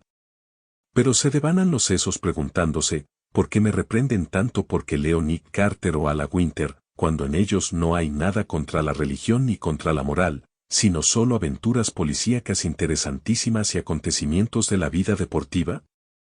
Cierto que hay folletos de estos baratos que no atacan la religión ni la moral, a pesar de ello, no es bueno que se vean en manos de jóvenes conscientes, porque con su vaciedad inconcebible tuercen el recto modo de pensar de los muchachos, con su lenguaje infame les echan a perder el sentido de exquisitez literaria, con la descripción de continuos crímenes e innumerables asesinatos excitan los nervios y endurecen el corazón. Bastan estas razones para que no derroches tu tiempo precioso en perniciosas necedades. 28. Hostilidad entre la ciencia y la religión. Todo este magnífico progreso, los muchos inventos, la ciencia que avanza de continuo, ¿por qué han de estar en hostilidad con la fe, con la religión? Encuentro la respuesta a tal pregunta en una de las obras de José Eötvös, que escribe, no puedo llegar a comprender cómo el adelanto que observamos en las ciencias puede quebrantar la fe de nadie. ¿O es que resulta menor este mundo desde que en las nebulosas descubiertas entre las estrellas vemos universos enteros? ¿O es que nuestra vida resulta menos maravillosa desde que el microscopio nos muestra que, además de los seres hasta ahora conocidos, existe una infinita serie de criaturas vivas y sensibles? ¿O es que el orden admirable del inmenso universo y las contradicciones, aún más admirables, de nuestro corazón humano son más palpables desde que conocemos un poco más ciertas leyes de la naturaleza y aparecen algo más claras las relaciones de las cosas más grandes y más diminutas del mundo ante nosotros? Cada vez encontramos más motivos de admiración y nada vemos que pueda explicar el origen de esas cosas. Pensamientos. Cuanto más aprendamos, tanto mejor veremos el gran cúmulo de variedades que hemos de aceptar a base de mera creencia. Lo dice con gracia un poema alemán, aunque sigas estudiando y no tengas un momento de descanso, no adelantarás mucho con tu sabiduría. El término de la filosofía es saber que hemos de creer. Hegel expresa, poco más o menos, el mismo pensamiento la frase de Bacon de Berulano: quien cata tan solo la ciencia, puede ser que se vuelva ateo. Pero el saber copiosamente conduce a la religión. No hay ciencia que pueda presentar una sola tesis probada contraria a la fe. El peregrino que echa una mirada al Vaticano ve erguirse 3 cúpulas hacia el cielo. La primera es la del Templo de San Pedro, las 2 restantes son las del Observatorio, restaurado por Pío X, que elocuente símbolo de la armonía que existe entre la fe y la ciencia. Nuestra religión no exige una fe que condene la ciencia, ojalá tampoco hubiese un solo científico que condenase la fe. Antes, al contrario, todos habrían de estar contestes con el poeta alemán: la ciencia es la estrella de la fe, la piedad, el grano de toda ciencia. El creyente ha de saber, pero el científico ha de creer. Sí, no obstante, hay hombres que perdieron la fe, no es la ciencia la que les despojó de su tesoro. Al tenderse el primer cable entre Europa y América, se pensó durante mucho tiempo cuál había de ser el texto del primer telegrama que se mandase al Nuevo Mundo a través de los abismos del océano. Por fin, refulgió un pensamiento magnífico: se telegrafiaron las primeras palabras del himno evangélico, Gloria in excelsis Deo, que significan no solamente gloria a Dios en las alturas, sino también gloria a Dios en los abismos. Altura y abismo, monte y valle, rayo de sol y huracán, vida y muerte, todas las cosas del mundo cantan la gloria de Dios. Para aquellos que saben mirar con espíritu imparcial el fondo de las cosas. Pasemos revista a los eminentes científicos, leamos las confesiones de los sabios más eximios en cualquier ramo de la ciencia. Pocos son los incrédulos, abundan, en cambio, los creyentes. Cuanto más admirables sean las perspectivas que nos muestre el telescopio, cuanto más admirables los detalles de construcción que nos descubra el microscopio, con tanta más fuerza estallará en nuestros labios la exclamación del gran sabio Weber: me parece como si hubiese oído una vibrante predicación, no sé por qué, pero me he descubierto, y algo me instiga a cantar, ¡Aleluya! Aleluya, significa, alabad a Dios. Xix, ante la ruta por el océano. Después de los últimos exámenes de enseñanza secundaria, la clase no parece sino un puerto marítimo en que están anclados grandes transatlánticos llenos de la carga más preciosa. Están impacientes las máquinas para emprender su ruta por el océano.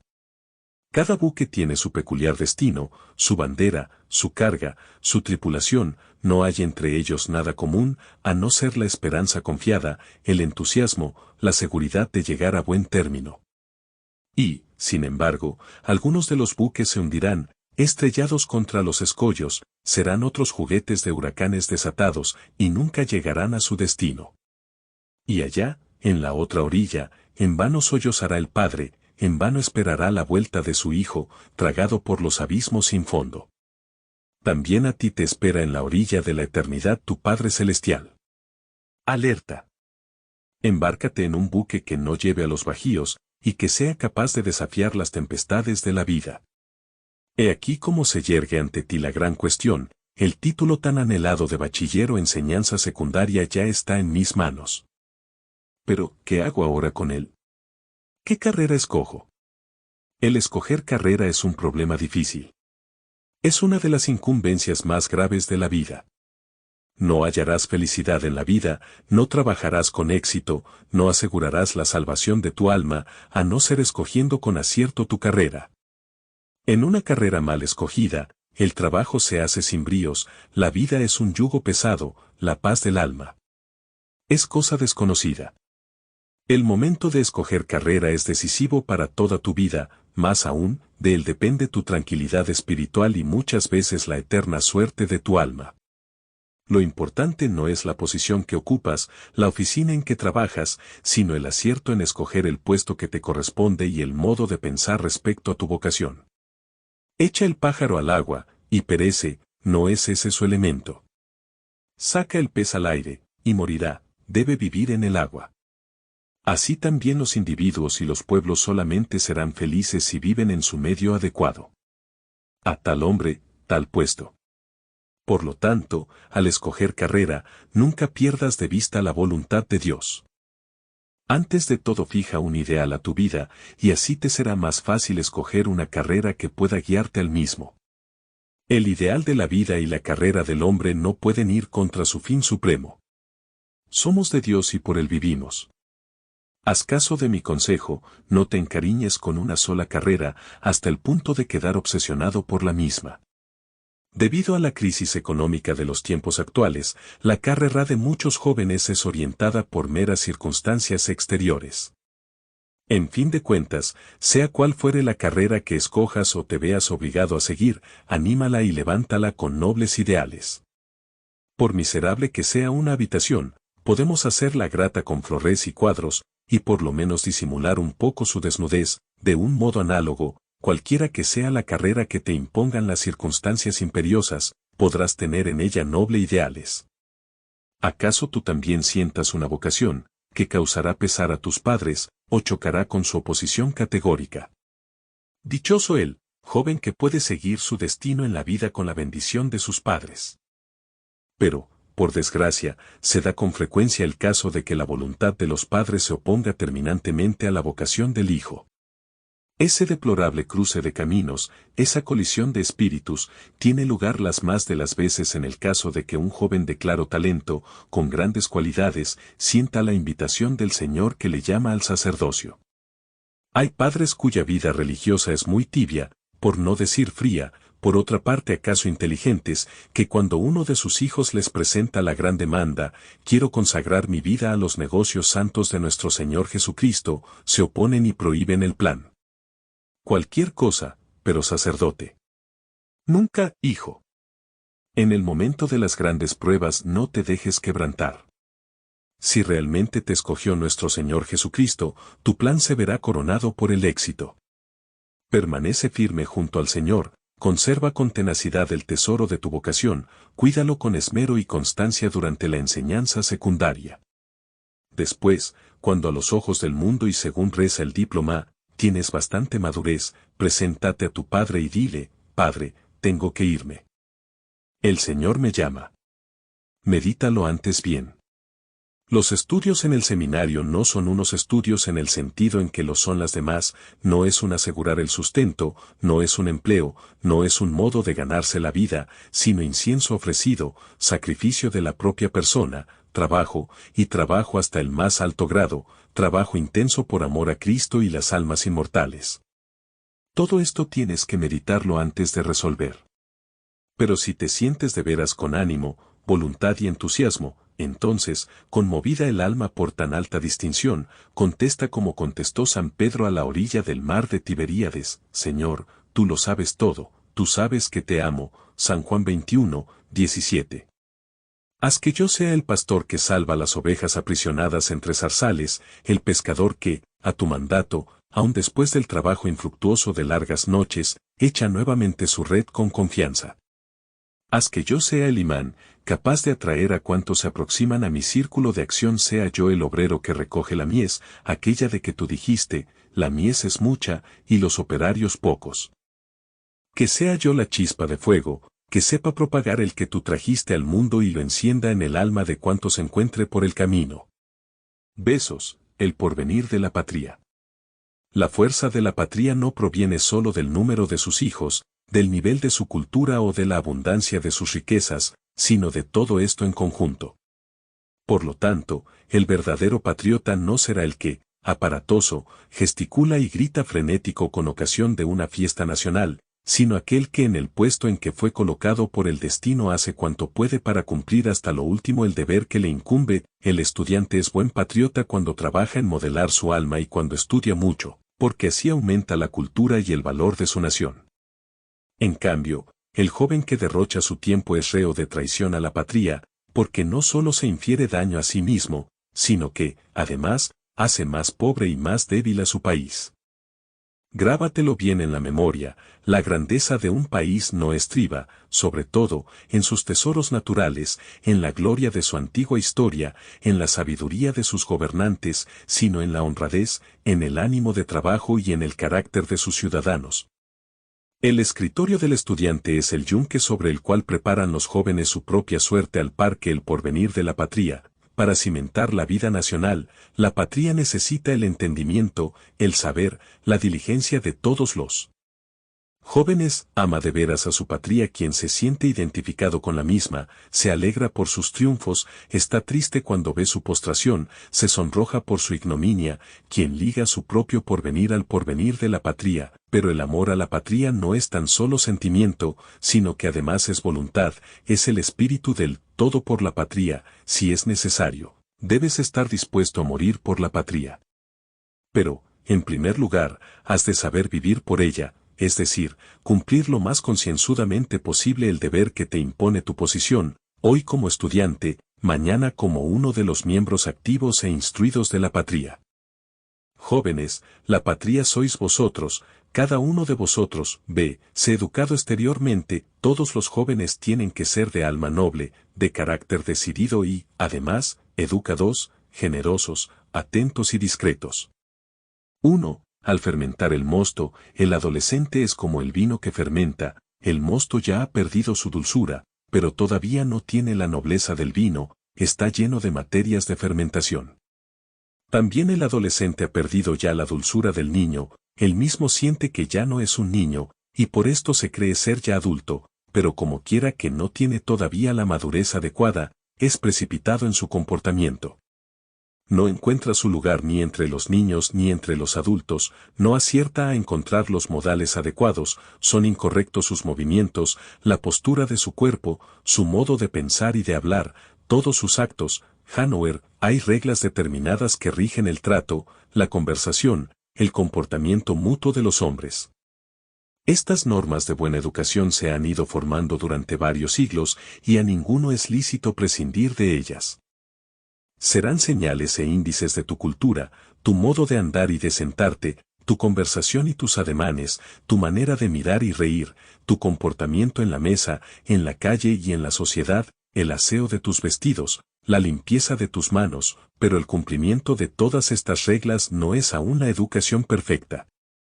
Todas estas cosas pueden ser meras exterioridades, sin valor alguno, si no las anima el espíritu que corresponde. La verdadera educación brota del carácter puro y de la bondad del corazón, no se logra con meras fórmulas. Si la cortesía no va hermanada con el carácter, el mero decoro exterior a nadie impedirá falsificar letras de cambio. El amigo bueno es un tesoro inapreciable. Podemos contarle todos nuestros asuntos, podemos abrirle el alma con absoluta confianza, él comparte con nosotros las alegrías y los pesares. El mal está en que la historia habla no solo del amigo bueno, sino también del malo. La amistad puede ser de consecuencias funestas para toda la vida. No hagas distinción entre los hombres por la forma de vestir ni por la apariencia exterior. Tal juicio sería sobremanera injusto. Y muchas veces, engañoso. Si escoges a tus amigos por su dinero, por su porte distinguido y por su forma de vestir a la moda, habrás de pagarlo con amargas desilusiones. Jóvenes hay que saben poner orden con mano dura en los caprichos desenfrenados de sus propios instintos, pero que llegan a traicionar sus principios y negar sus ideales al sentir los escarnios de compañeros frívolos y burlones que viven al margen de la moral. Hijo mío, alerta, evita cuanto puedas a los lobos, aquellos que hablan groseramente, que de todo dudan, que menosprecian toda autoridad. Pero si no puedes evitarlo por completo, porque en la clase, en el internado, en el juego y al volver a casa, por la calle, nos vemos obligados no pocas veces a tratar con ellos, redobla tu cuidado. ¿Cómo podrás conocer si una persona es digna de tu amistad? Observando si en su compañía te vuelves o no mejor. Entra bueno, sal mejor, leemos en el pavimento de una antigua casa romana. Esta debe ser también la señal para valorar una amistad, te hace mejor o peor. Guárdate de otorgar con excesiva facilidad el título de amigo. Hay jóvenes que, después de charlar por vez primera con un desconocido, ya lo toman por amigo, cuando es norma fundamental que antes de recibir a uno por verdadero amigo debe conocer su alma, su modo de pensar. Fíate, pero mira de quién. No juzgues a los jóvenes por la belleza de su rostro, por la elegancia de su vestir ni por la fortuna de sus padres. El mejor amigo no es el que lleva viste a la moda o tiene una lujosa casa, sino aquel que tiene nobles ideales y una moralidad sin tacha. Debajo de un exterior modesto puede latir también un alma grande, y la cara hermosa y el traje fino pueden encubrir un espíritu vulgar, un alma rastrera. La legítima nobleza está en la bondad del corazón, en el carácter sin mancha. Desgraciadamente, un vestido bien planchado cubre no pocas veces un alma podrida, debajo de la miel está el veneno, en la manzana hermosa está escondido el gusano. Y si yo hubiera de escoger entre sentarme a la mesa con el estafador que come con elegancia irreprochable un plato de langostinos o con el hombre de alma limpia que se lleva el cuchillo a la boca, haciendo de él tenedor o cuchara, me quedaría con este último. Razón tiene un dicho: la hermosura sin virtud es una flor sin perfume. Sé caballero con la mujer. Ante todo te encarezco que no tengas demasiado trato con las chicas durante tus estudios, porque éstos perderán su carácter de formativos y educadores de la personalidad, quedando relegados a un mero acertar en el examen o un salir del paso, cuya trascendencia comprometerá tu porvenir. Reza un adagio castellano: no se puede repicar y andar en la procesión. Así, el joven que caiga en este exceso difícilmente podrá recoger su mente e internarse en los estudios con éxito. Sus facultades, saturadas de imágenes y representaciones, perderán poco a poco la energía necesaria para el trabajo. Tal joven jamás forjará un verdadero carácter. Si ellas son de alma recta y noble, tienen gran eficacia para educar el alma de los jóvenes, y a buen seguro podrá serte provechoso espiritualmente tomar parte en sus tertulias en tiempo oportuno y con las debidas cautelas. En la Virgen María el cristianismo ensalzó a la mujer y la levantó sobre un pedestal que ni antes ni después podía sospecharse. Y a medida que se iba propagando el culto mariano, se difundía también un concepto completamente nuevo de la mujer.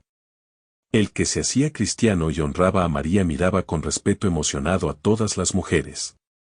Porque el culto mariano, si por una parte inculcaba a la mujer su propia dignidad y el aprecio de las cualidades realmente valiosas del sexo, por la otra, despertaba también en los hombres una nueva forma de respeto, suavemente fina, pura, aquella belleza del caballeresco pensar cristiano que antes de Cristo no conocían aún los pueblos más cultos y que hoy, por desgracia, empieza de nuevo a desconocer casi por completo la generación actual, tan alejada de Cristo.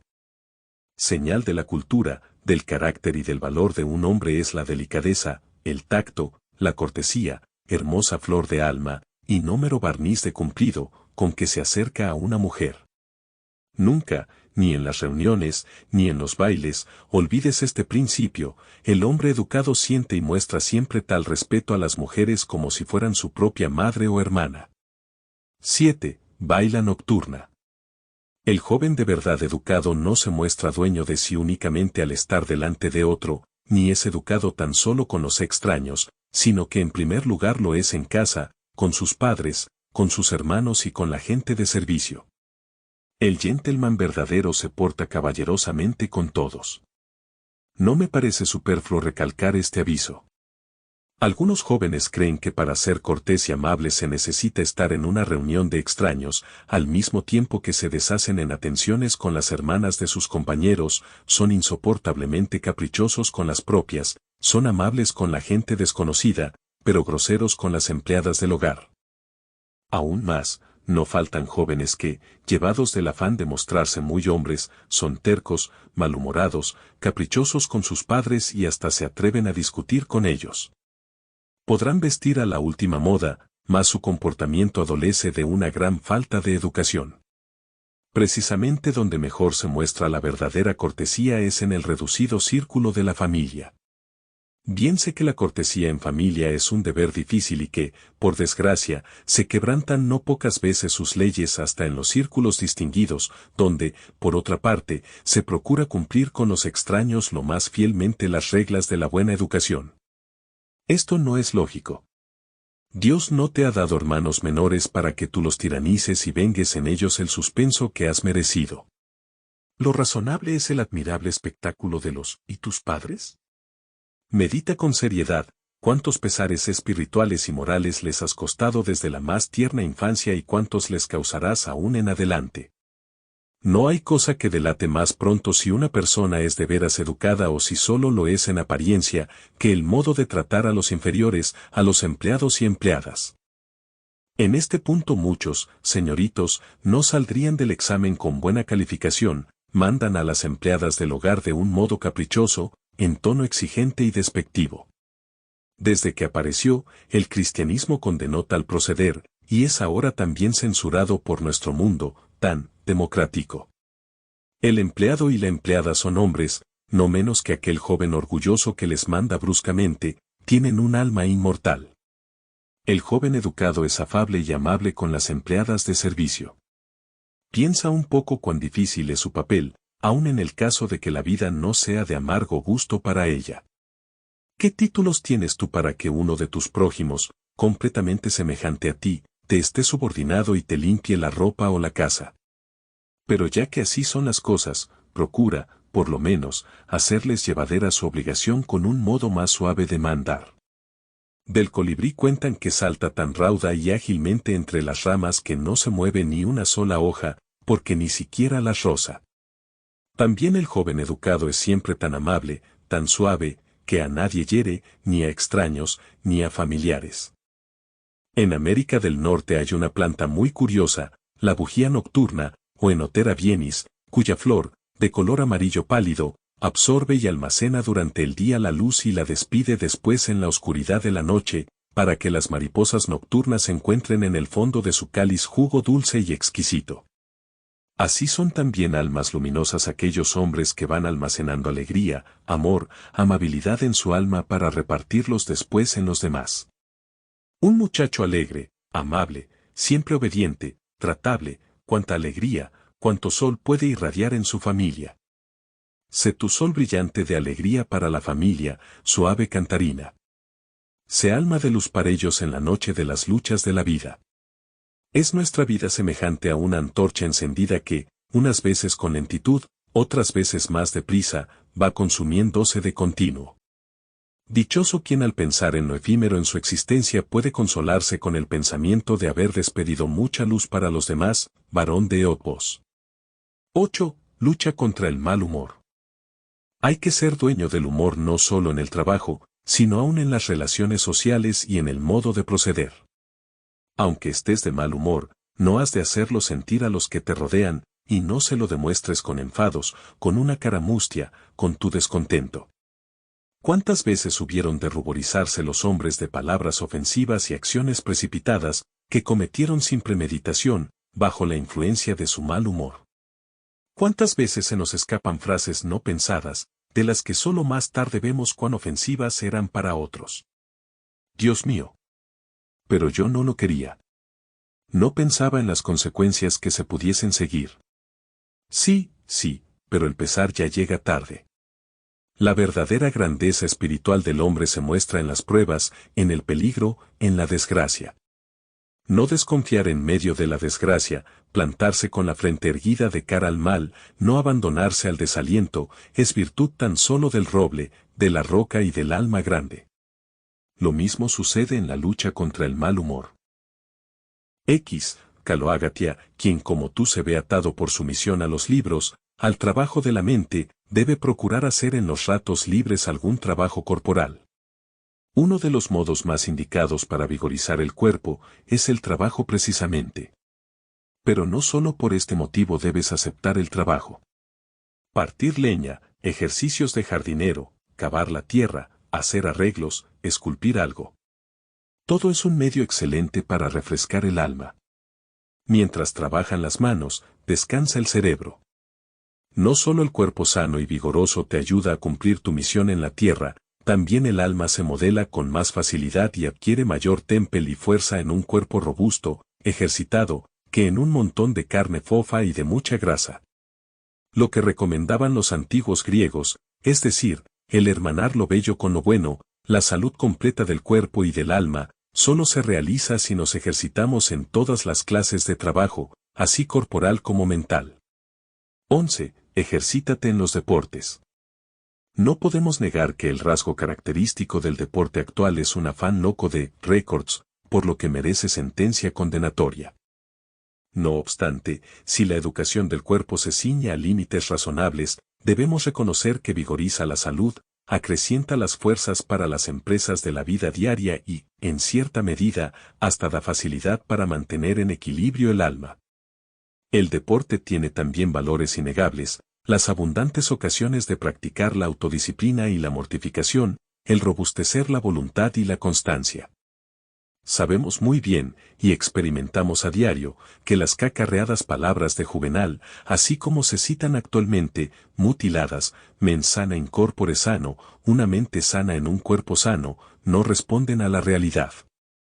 Pero proclamamos que en el pensamiento no mutilado de Juvenal hay un valor serio que, en su totalidad, es como sigue, orandum est, ut sit mens sana in corpore sano, es decir, hay que pedir, hay que procurar que en un cuerpo sano habite un alma también sana. El deporte no tiene otro fin que hacer las veces del trabajo corporal en el robustecimiento de la salud. Con esto acabo de trazar los límites que deberás guardar en los deportes.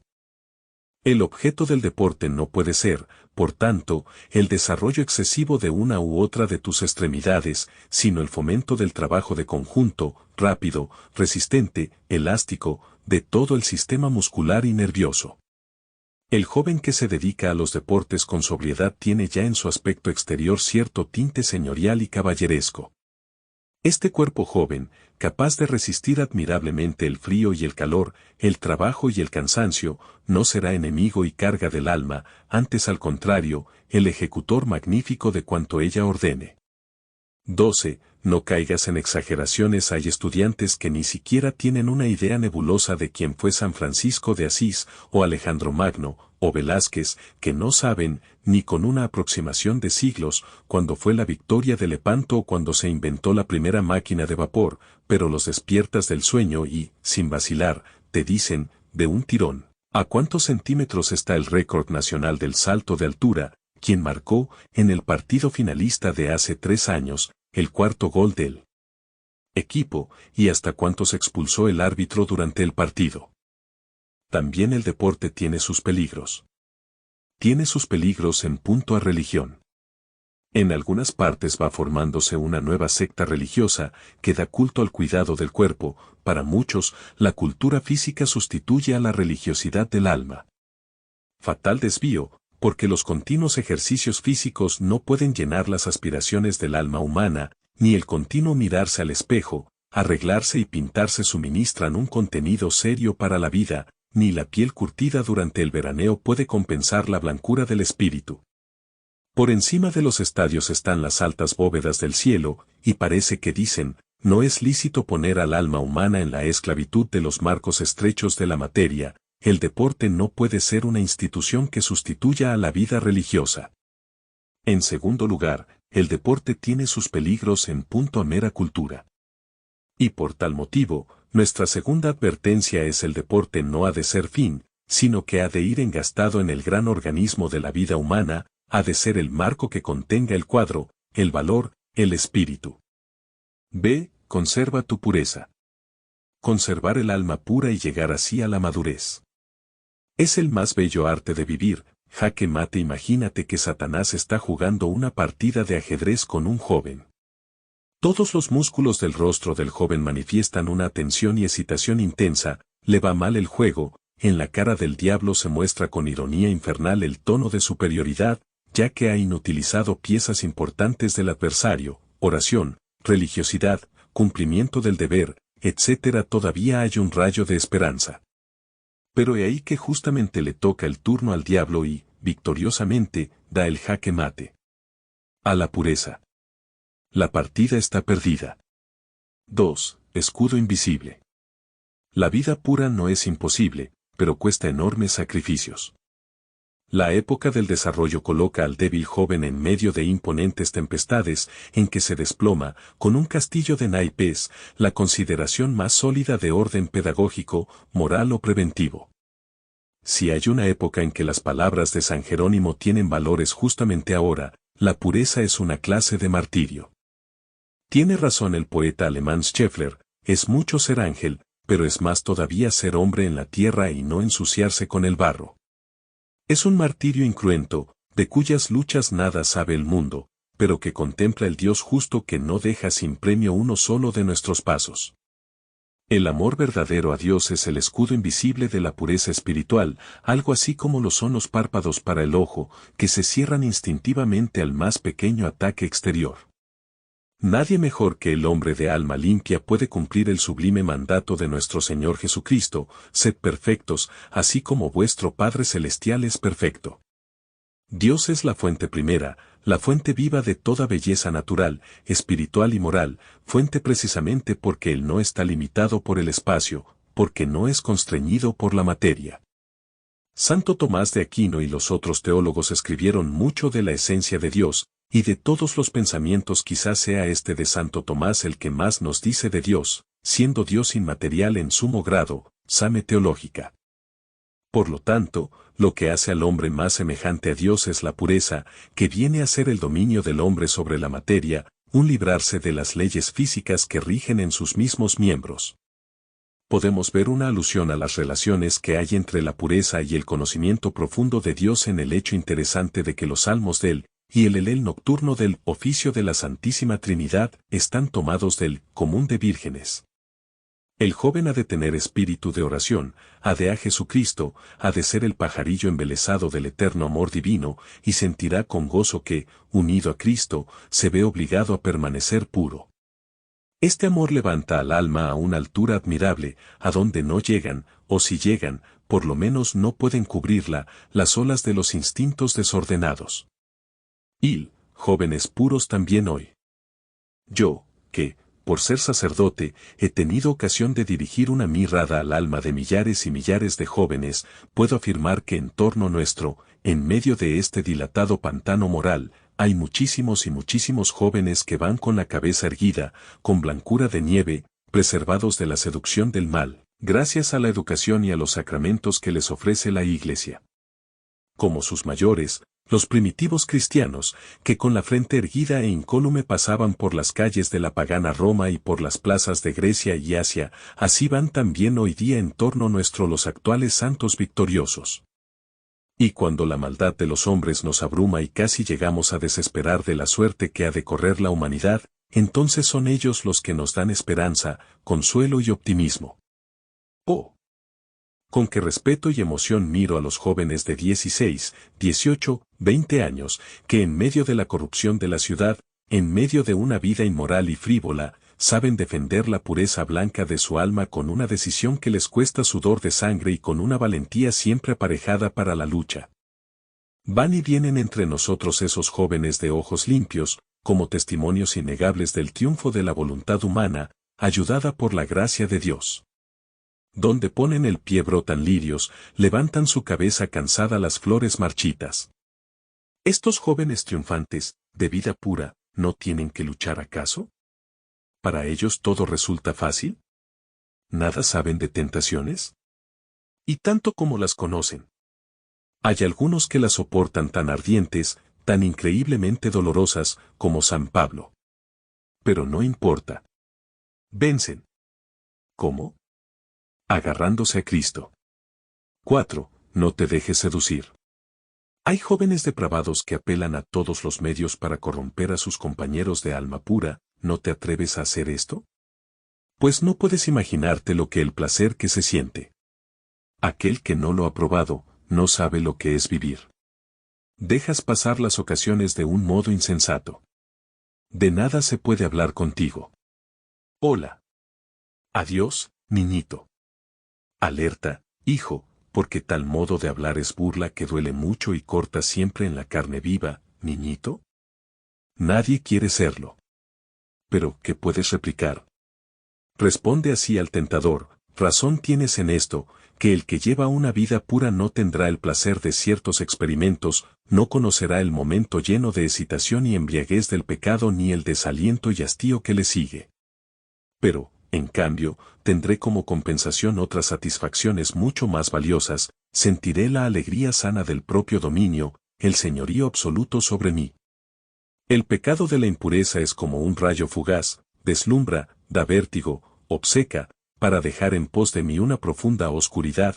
La pureza es una luz cálida, vital, bienhechora, es un gozo suave, lleno de bendiciones, es una alegría creativa. Al que nunca tú has renunciado a la experiencia de la pureza, yo renuncio a la del pecado.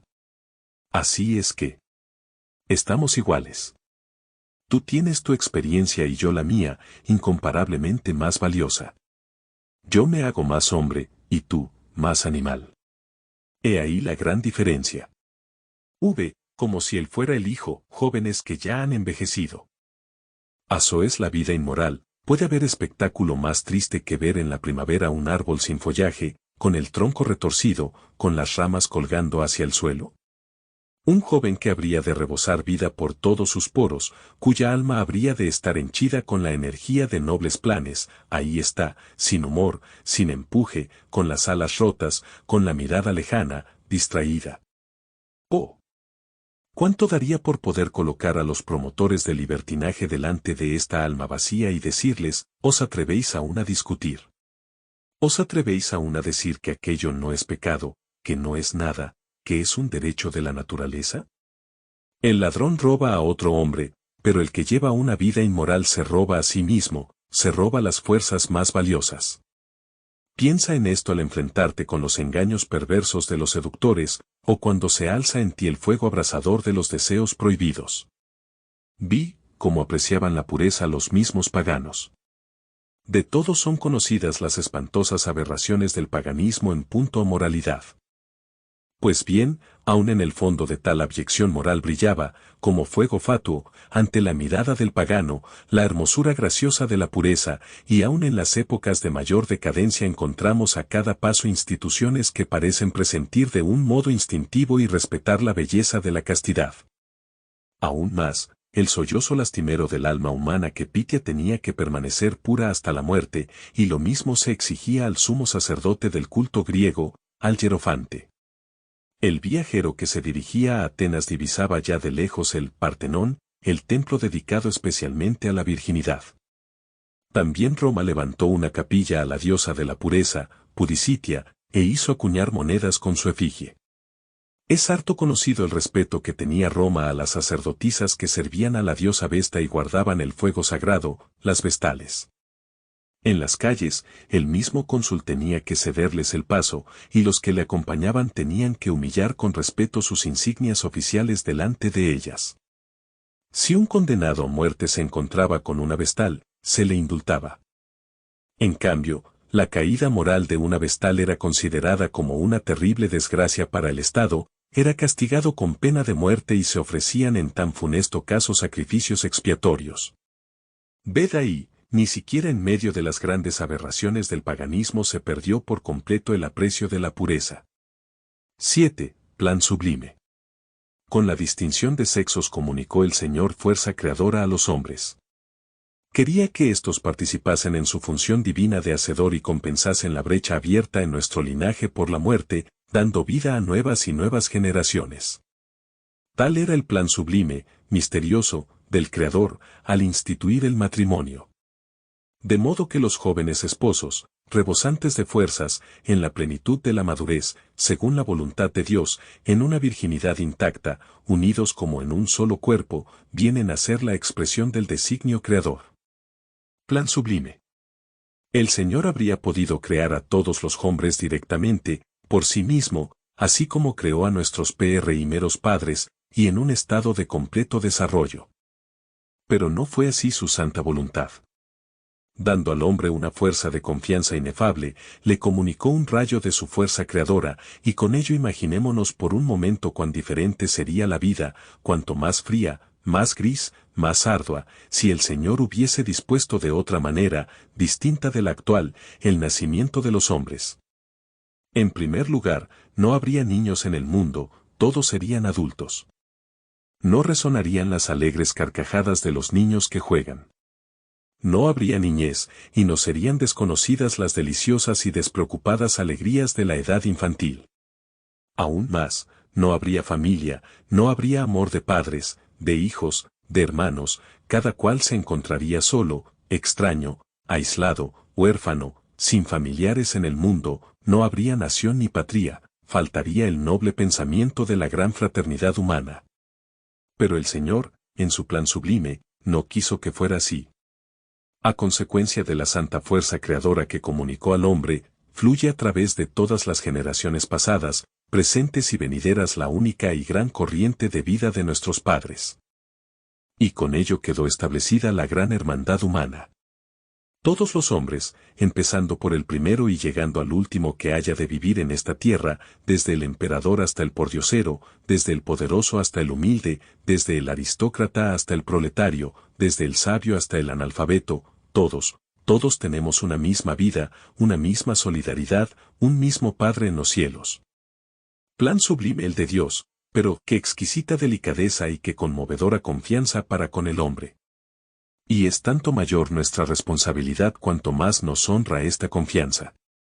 Es una distinción para nosotros que en la labor de renovar continuamente la humanidad, labor realmente creadora, Dios haya permitido la colaboración del hombre, pero no es menor nuestra responsabilidad en la obligación que tenemos de aprovechar esta fuerza únicamente para el santo fin que Dios le señaló y dentro del marco legal que le fijó desde el principio, dentro del matrimonio indisoluble, que ata a un hombre solo una sola mujer.